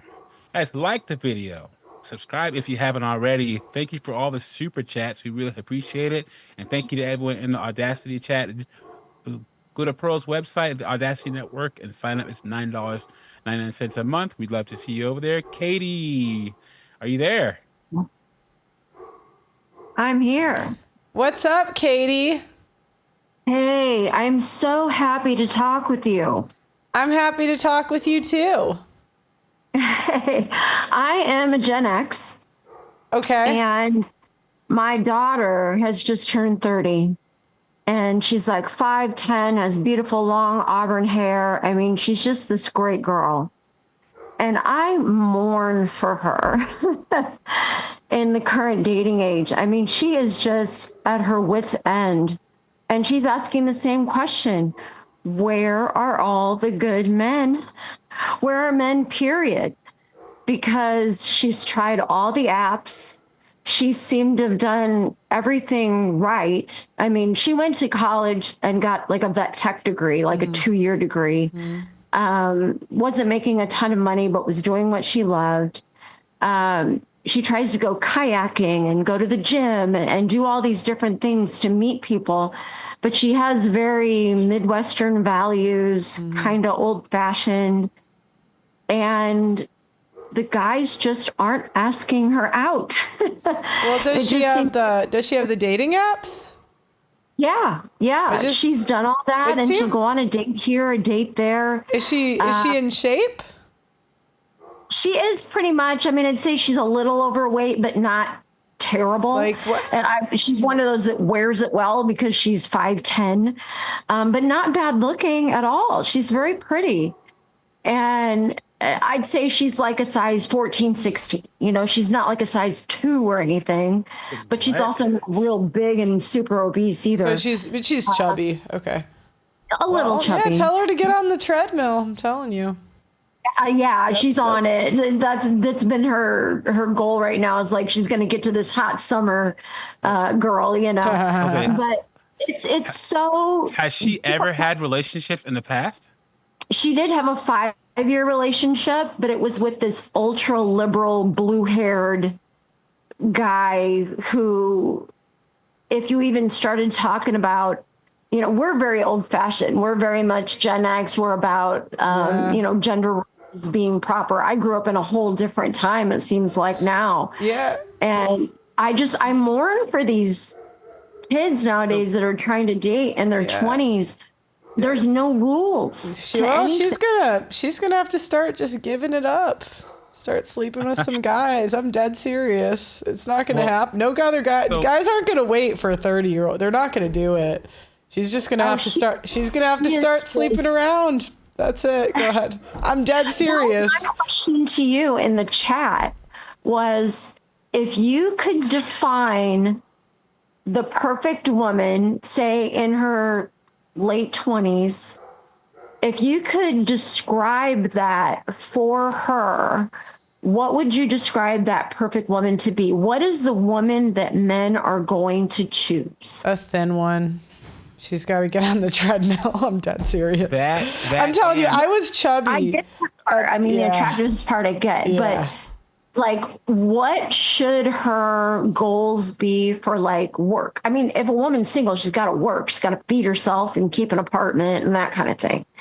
But other than just how she looks, who is she supposed to be? Oh, okay. I have a couple questions. Does she want a husband or a partner? Does she ever use the word partner at all when she talks about?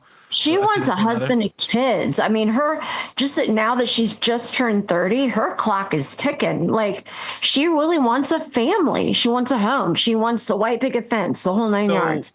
And the guy doesn't have to be rich.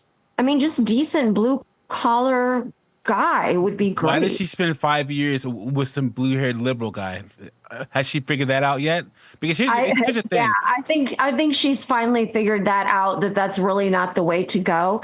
I mean, she had this idealistic hippie, super liberal experience in college, and she thought that was the way she wanted to go. And honestly, I think she wanted a guy that she could kind of control, and he was that kind of guy. There it is. I knew, because she probably still has that controlling aspect of her personality, and it comes out when she starts talking to guys and getting to know them. Because look, guys, we can tell the type of women who want to control us. We can just tell by the way, the terms they use, the way they navigate conversations, and she probably comes off as controlling. Well, and what I hear from the dating coaches is it takes an average of 15 dates for women to find someone they like.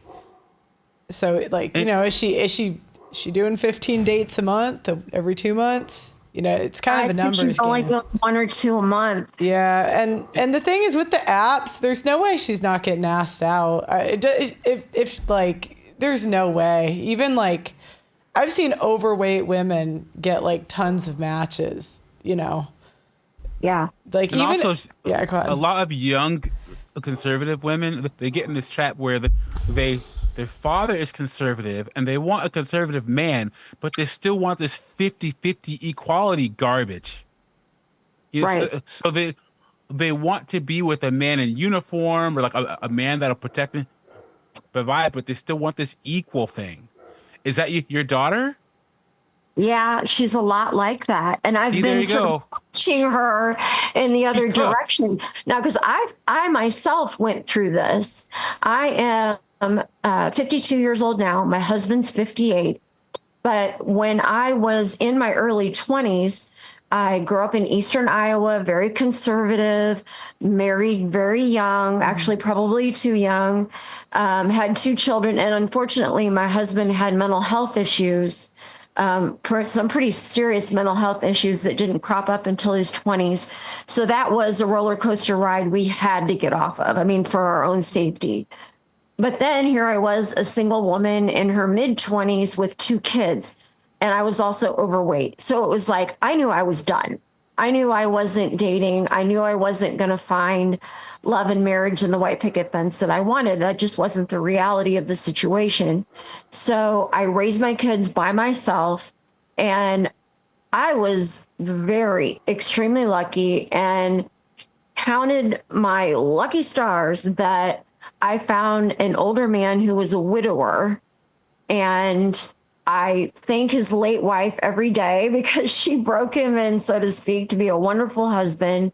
And we got married about 5 years ago, and I've never been happier in my entire life than to be a married woman. I live out on a small farm. I have horses and dogs, and I had cancer a few years back, and he married me. Even after his wife passed away from cancer, he dated and married me, and I beat stage 4 squamous cell cancer of my throat 5-6 years ago, and now, you know, he married the girl with cancer. It's amazing. But I have this fairy tale story, and I've been trying. Why would you say that she broke him in to be a good husband? Why would you say that? She really did. I mean, they go through that's not funny. all that. Most men are good men and husbands before they meet a woman. He did have conservative values from the very beginning, but just the small things, you know, that people go through when they're first married. If your daughter hurt, that happens when you're first married. He had already gone through all that, and I'd already gone through all that. So it made it. You saying stuff like that is probably what contributed to your daughter having the viewpoint on men that she has. You don't want to say that type of thing about a good man. Don't even joke about that kind of stuff. You're very probably right. You're probably right. That's not funny. That is an old saying that probably should just die, I suppose. Yeah, don't say that, please, because he sounds like a good guy, and he did you very, very well. He is a very good man, and I say that all the time, and I acknowledge that constantly, and in front of my daughter, because I think those are things that she needs to hear. I mean, and go ahead. I mean, it's gonna partially be a numbers game for her. Like, on average, it's 15 dates off of Hinge. People are doing the dating apps. I wouldn't really like doing all these activities and stuff is nice, but if it's not working, like every dating coach I've talked to has said all roads lead to the dating apps. Like all of them. And also, she's going to have to figure out this whole wanting a conservative man, but like wanting 50-50 thing. She has to put that away. She has to put herself in a position where she can find a conservative guy and keep her mouth shut and become the type of man that he wants. That's the only way she gonna win. Because odds are she has a mouth on her a little bit. She has to say her freaking opinion on stuff. She needs to put that away if she wants to get a conservative guy. Yeah, but she's gonna have to get experience to learn it. Like she's not gonna. Go ahead. In dating too, these days, how long do you wait to have sex? She's got 3 dates tops, and she's got to start just giving it out. I swear to God. I'll tell you why, Katie. These men are not waiting. They're not. Yeah. Men get to know women in two ways: one, to have sex with them, and then two, to audit them to see if they're relationship material. You can't move from you can't a man will not audit a woman for relationship until sex has happened. And you have to tell your daughter this: if a man is just going to sleep with you and leave, he's going to do it in 1 date, 8 dates, 10 dates. So 3 dates tops. She shouldn't be going out with men that she wouldn't sleep with. But if she wants to get the show on the road, she needs to sleep with the guy sooner rather than later. And when you're older, you can't really sell purity. Like a guy might wait 10 dates for a 20-year-old, but at 30, he got like 1.5. Okay, you got that makes like sense. Yeah, because he's gonna think, what am I getting out of this? And if he's not getting sex, he's gonna go somewhere else and assume she's going somewhere else. Does she have any exes she's hung up on? Like, she might not tell you, but is there any like situation? Go ahead. She had a bad experience recently where she went out with a guy that was really creepy. And then she went on one of these sites where these women all connect with each other to find out whether or not the guy's dating a whole bunch of different people. Well, she ended up finding out that this guy's now in jail for sexually assaulting women. And so that really scared her. And I think she just is like taking a break. But I'm trying to encourage her to get back out there and think of the long-term goal. I'd say get on the apps. And I would actually expect her, like, because if she's masculine, she's going to get dumped a few times. And she's just got to figure out why. And then sleep on the first date with the next guy. Until one sticks around. That's all you got. And also, the past 40, 50 years, women have been, this should be, tell your daughter this too. The past 40, 50 years, women have been saying to men, they don't owe men their time, their bodies, any of that. Well, it's the same for men. Out on the dating market, men don't owe your daughter anything. They don't. They don't owe you. They don't owe her closure. She's probably going to get ghosted. All that stuff. It's all fair in love and war. Understand what I'm saying? So she needs to, and so that should toughen her up because she's going to get ghosted. She's going to take L's. But the worst thing she can do is have one little heartbreak and then run away for 2 years. She doesn't have that time. If she gets ghosted or takes an L, she needs to, like they've been telling us men, dust yourself off and get back out there. If she gets ghosted, just next Friday, it's a new date. And women have it easier than ever. You can filter for, like, you can download Hinge and filter for just conservative men if that's what you want. Yep. Like you can. That's a good idea. I didn't realize that you could do that. You could filter by height. I mean, just buy the premium subscriptions.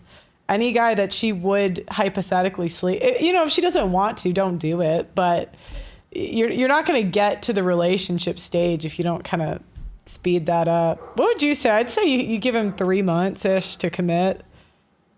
Yeah. Yeah. Like to a relationship. So. Yeah. Here's the thing. She has to take ownership of dating because here's the thing.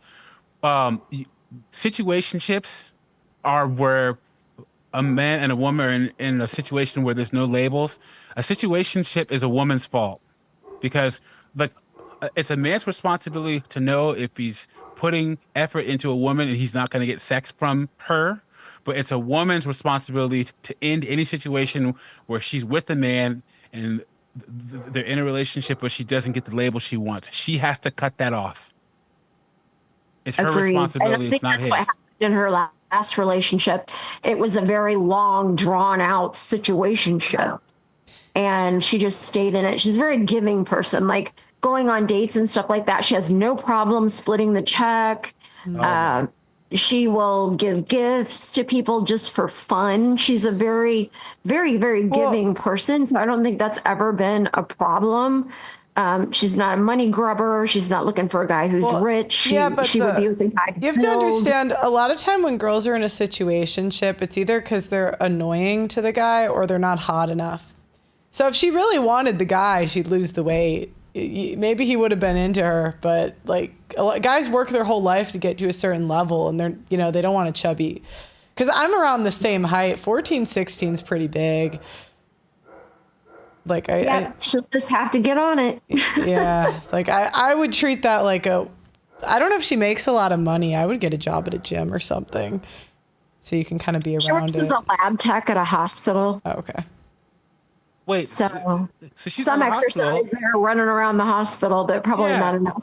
I mean, if she loses weight, she's around doctors and male nurses and stuff like that. She could, if she just ups the attraction level, she could probably back one of them. I don't know if they're gonna touch girls at work now. You think? At hospitals? Oh yeah, I guess you're right. You're right. Oh, come on. You're right. They do. You're right. Start giving Gluck in the rooms, and maybe she'll find us. I don't want her to get fired, though. It's only 15 minutes from the house, so hey, get another job. And this is small town Indiana, so like everybody would know. Maybe it's moving to a city. It's like the women that want to get married care more about getting the guy than their reputation. Yeah, we're only a half an hour from Fort Wayne, Indiana, which is a bigger city. Yeah. So she's been traveling back and forth a lot for the dating stuff. So we pretty much have to, because we're in a tiny, tiny town here. So yeah, there's she could try being a travel lab tech for a while. There's a what? She could try being a travel lab tech. Oh yeah. Yeah, the guy. That's an option too. If you tell her to study her blowjob skills. Oh my goodness, you guys. Oh gosh, you think her mother let her give her a class on that? I don't know. Hey, if you ever see a guy that's dating a girl that's like 3 points less attractive, and you're like, how did she pull that off? That's always what it is. Yeah. Honestly, if she, if she takes interest in the guy's interests, she doesn't try to challenge the guy, and she's half decent in bed, she's there.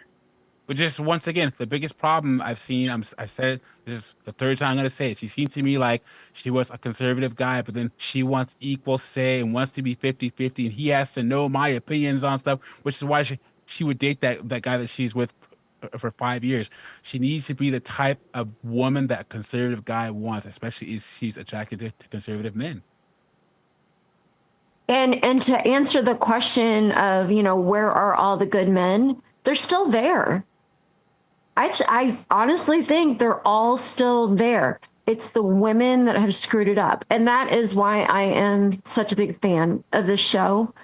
I think more women need to participate and need to, number one, listen, not try to interject or say you're wrong or anything like that, but actually sit down and listen to what men have to say and what they want, because what they want, I think, is valid.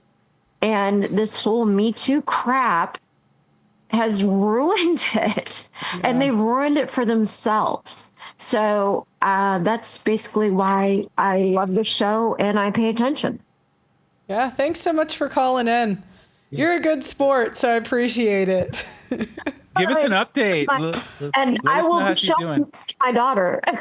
Yeah, show her some lawn and roads. You know what I mean? Yeah. Thanks, Pearly. Y'all been great. Right.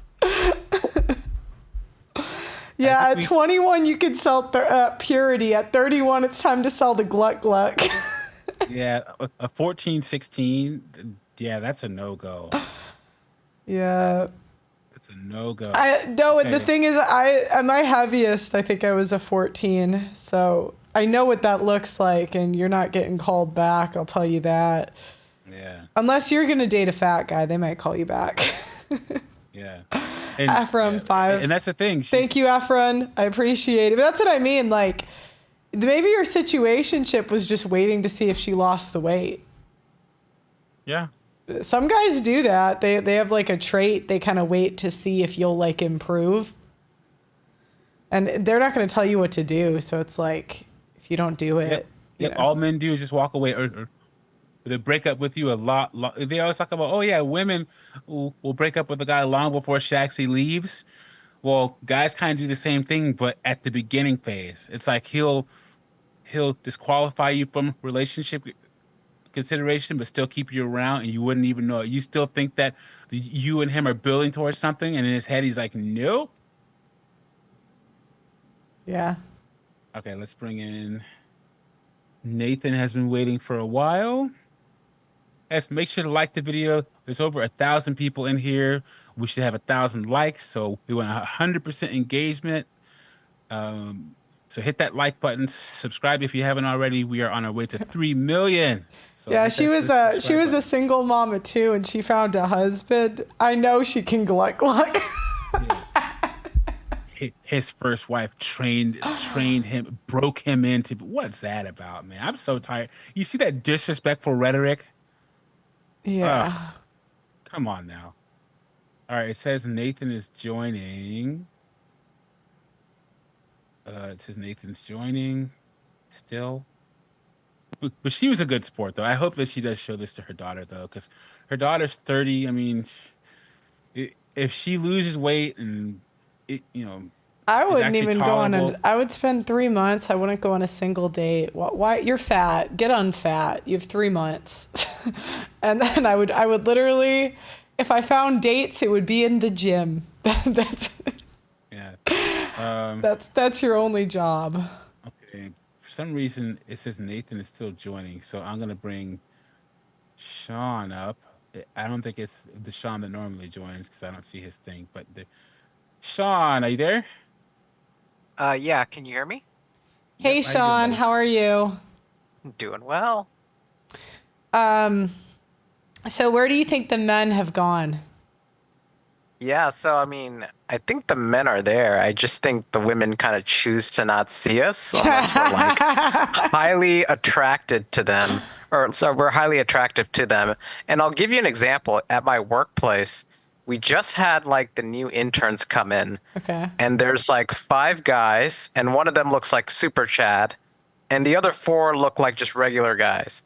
And you got 5 girls, and all the girls want to do is basically gather around the Super Chad guy, and the other guys are just off to themselves eating lunch together. And it's just very obvious that the girls are like, we'll double back for those other guys if we're like 30 later on, but for now we're going to go for what we want. So I think that's just how things kind of play out. Girls kind of want to go for their first choice, and then only when they kind of have to give that up or they become more realistic, getting kind of a nudge from their parents or people around them that they need to settle down sooner than later, then they'll kind of double back for a quote unquote reliable guy, a nice guy, instead of the hot guy, right? Yeah. Yeah, I agree. Doug MPA, you got anything? What's your age group, Sean? Like I'm 34 actually. Oh, so yeah. So, yeah, all those young guys, all they have to do is hit 35 with no children and not being married, and it all changes for them. So if you see those young guys and they're like, "Oh, I wish that was me," to tell them to keep their head down till they hit 35. yeah, I mean, I would add on to that, like when you're 35, but you also have your stuff together and you're in shape, then I would say you'll do a lot better. But like, if you haven't done anything for yourself and you're 35, like they're not going to look your way. Yeah. You're cooked. How has dating changed for you in the past 5 years? And like going out and stuff. Go ahead. Yeah, I would say dating has gotten better as kind of like my net worth has kind of gone up, my social status has gone up. I would say it has gotten better, but I would say kind of post cough to, Doug MPA's point, I would say there's a lot more of a antisocial vibe I see amongst a lot of the girls. So it's easier for the ones that are more motivated to date them, but for a lot of the girls, especially in their 20s, they just don't seem to be as motivated to date that I would see, before kind of the Great Scare kind of happened. Like prior to that happening, like approaching girls was a lot easier. People were a lot more open to conversations. Now it's just like everyone's either has their earbuds inside or they're scrolling through their phone. They can't really be bothered. So it's somewhat easier, but it's also somewhat harder, I would say. Okay. Yeah. How many dates do you go on a week or like in a month? And like how often do you go out now versus before? Yeah, I would say I probably go on about 4 dates a month now. So I outside of kind of like work and going to the gym and things like that, I try to go out at least on weekends to try to meet folks at bars and things like that. But I would say most of the dates I meet are either pretty much through dating apps or it's through Instagram from people I met in person, but then, followed them on Instagram, kind of make my sort of Instagram profile kind of like a dating app showcasing my life and then messaging them that way. I found that's a lot easier way to get them on a date than asking them out directly. For whatever reason, nowadays it's easier to ask them out that way than to just ask them for their number directly for whatever reason. So yeah, I mean, that's kind of how things are playing out at the moment. Cool. Doug MPA, you got anything? I do not, Sean. It looks like you have it all figured out. Just, the young guys will learn. They got to start. They're learning early that part of the male experience is taking those L's. So just let them take the L's at work, okay? Absolutely. All right, buddy. Good talking to you. Thanks. Okay. I'm going to bring up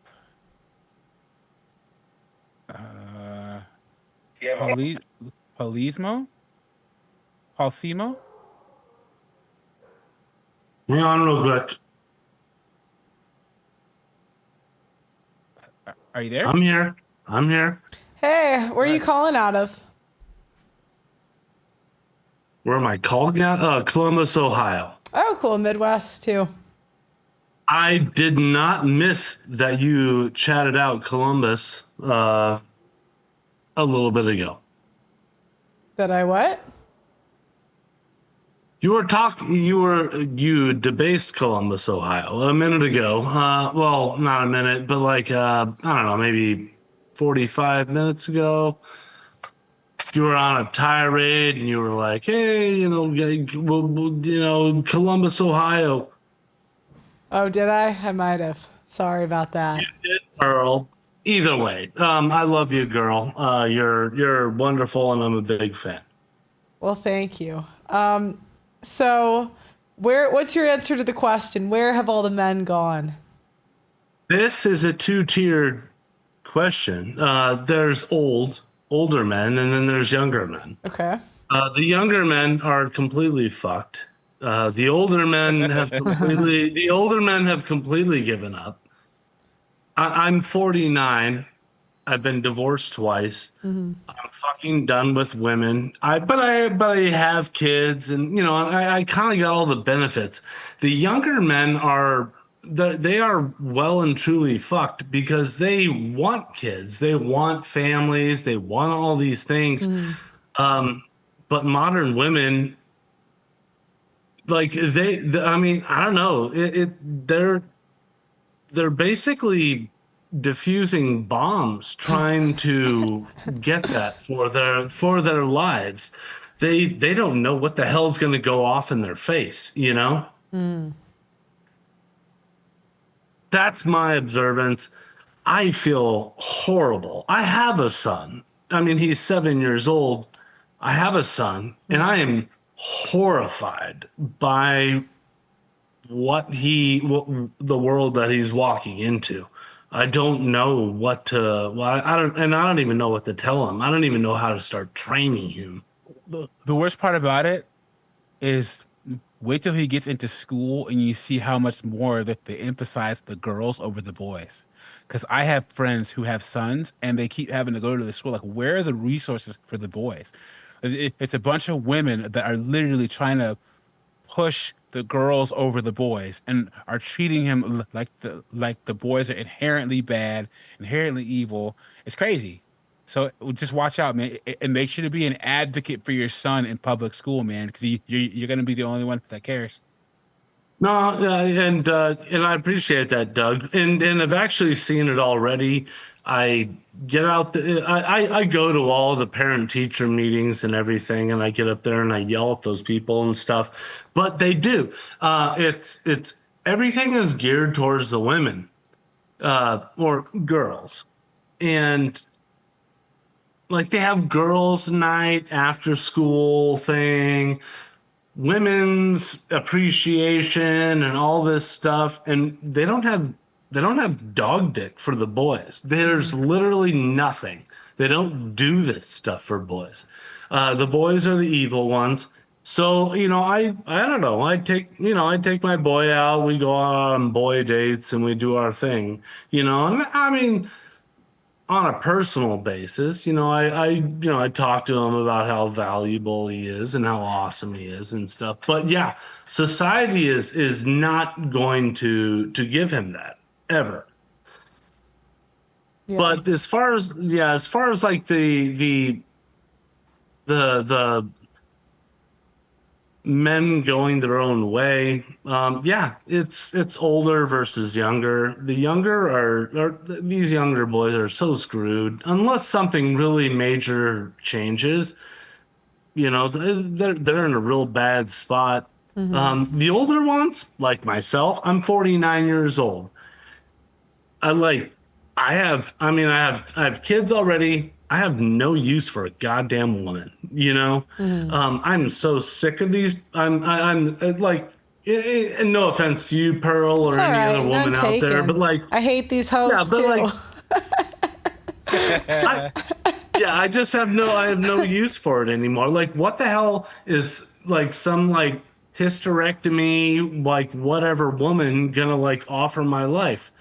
I have a quiet house. I have a quiet, peaceful place for my babies to come to when I get my days. Like, why the hell would I introduce? Like, I'm not an 18-year-old anymore. I'm not like hyper hormonal trying to hump everything, you know? Like, I don't know what like some woman would benefit me at this point. Well, you can at least smash. Like, I don't even really care about smashing anymore at this point. Like, I mean, like I said, I'm pushing 50. So you know? Yeah, I'm pushing 50 here. Like, my imagination is the hottest. Like, I can conjure up the hottest woman in the world in my imagination. Like, spank it. Oh, spank it in the shower if I needed to. You know what? That's the worst. Done. We're losing to imaginary women. A lot. Well, no, but why wouldn't I do that and then just only have to deal with that imaginary woman for, 30 seconds as opposed to dealing with an actual woman for however long? If they ask you, where's the craziest place you've ever had sex? I say, my mind. That's the craziest. Yeah, because I can do anything in my mind. But if like I pull in some woman, then I'm stuck with her. And like, what the fuck does she even bring me? Honestly, like I said, I'm almost 50. If it was some woman that, like, I don't know, she could bear another child or something, she was of childbearing age still, then maybe I might entertain that idea. But outside of that, it's like, why the hell do I need a woman in my house? I was talking about how men have woken up to, because men, if men will make money, but now we get to consider our time, and that's what you're doing. You're taking your time back, and you're just making sure, because time is the one thing that you can't get back, and you're just making sure that it's going towards stuff that's benefiting you and your children instead of a woman. So I absolutely agree with that. I think that time is a thing, but time, I don't really care a whole lot about time. What I care about is peace, quiet, there you go. Just harmony. in my home. And I don't, in my experience, I just haven't had a lot of really good. I haven't had a lot of good experiences with like a woman bringing peace to my home. Generally, it's chaos and just garbage, and I don't really need it. I'd rather just have peace and quiet. My babies running around doing their own thing and everything, and I don't need a woman. Yeah. Okay. Totally. Okay. Thanks so much Well, for thank calling in. Okay, call in anytime. All right, big fan, Pearl. Thanks Take care. so much. There was a super chat. I think I missed it. Let me pull it up.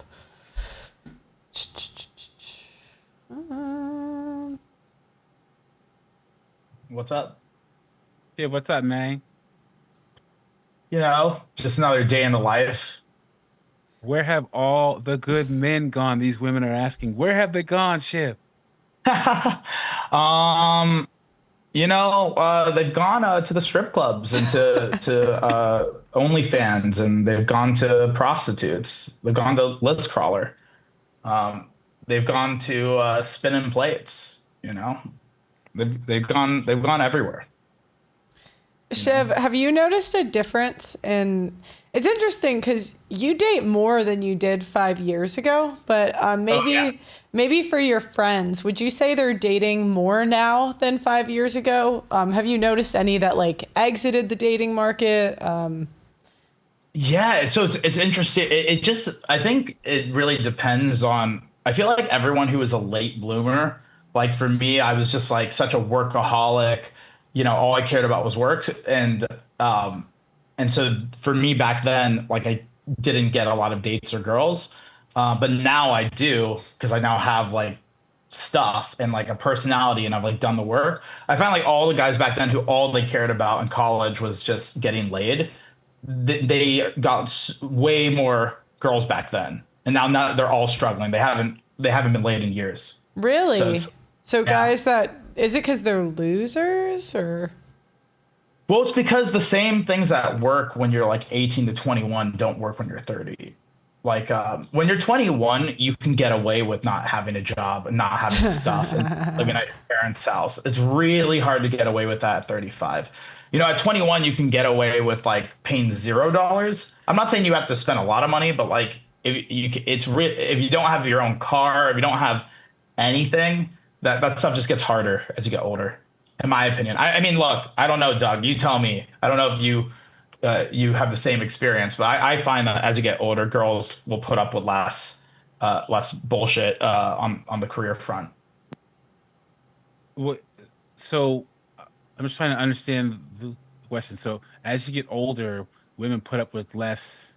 No, like my friends who got like all they cared about was like sports and like getting laid in college. Mm-hmm. Like now that they like are 35 and live at their parents' house and don't have a car and like are unemployed. Oh yeah, 100%. Yeah, they're not getting laid at 35, but at 18 in college they were because they were an athlete, and all they cared about was getting laid. And then for me, all I cared about was like building a business and like work and money. So didn't get laid that much in my early 20s, and now I'm spinning like multiple plates. In fact, it's like now the problem is I can't fit them all in my week, so I'm like now having to like split them up over 3 weeks now. It's total nightmare. Yeah, total nightmare. I mean, I have to like create like a advent calendar for them or something. You're always better because we all had those guys that flamed out in high school or college. Yep.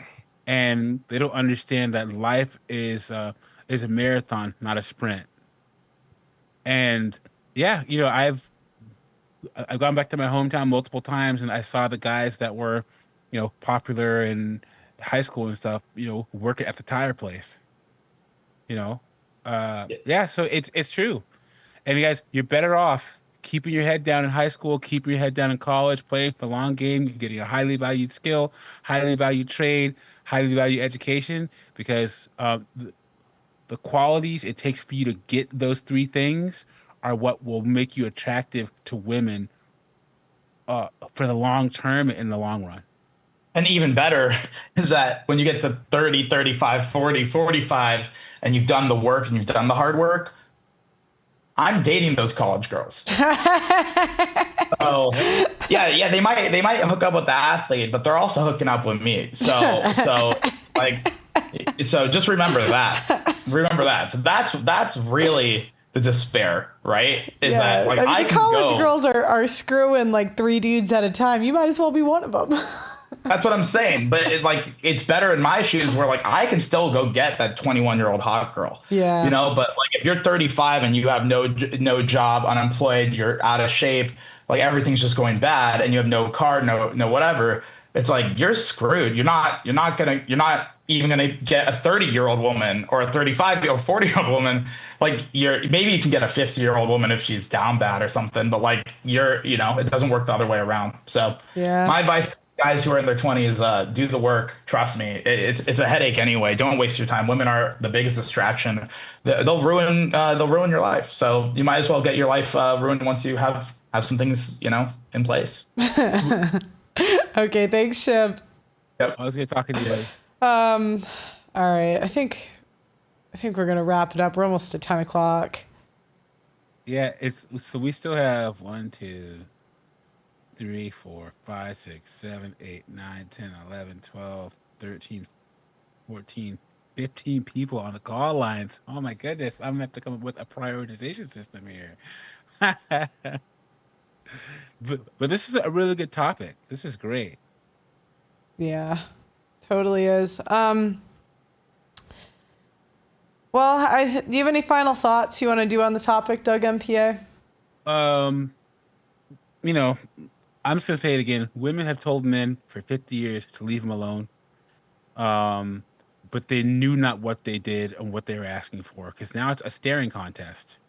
So I think the only way out is for women to start approaching men, but they're not going to do it. The most powerful women I've ever dated, surgeons, C-suite women, lawyers, they'll do everything except approach a man.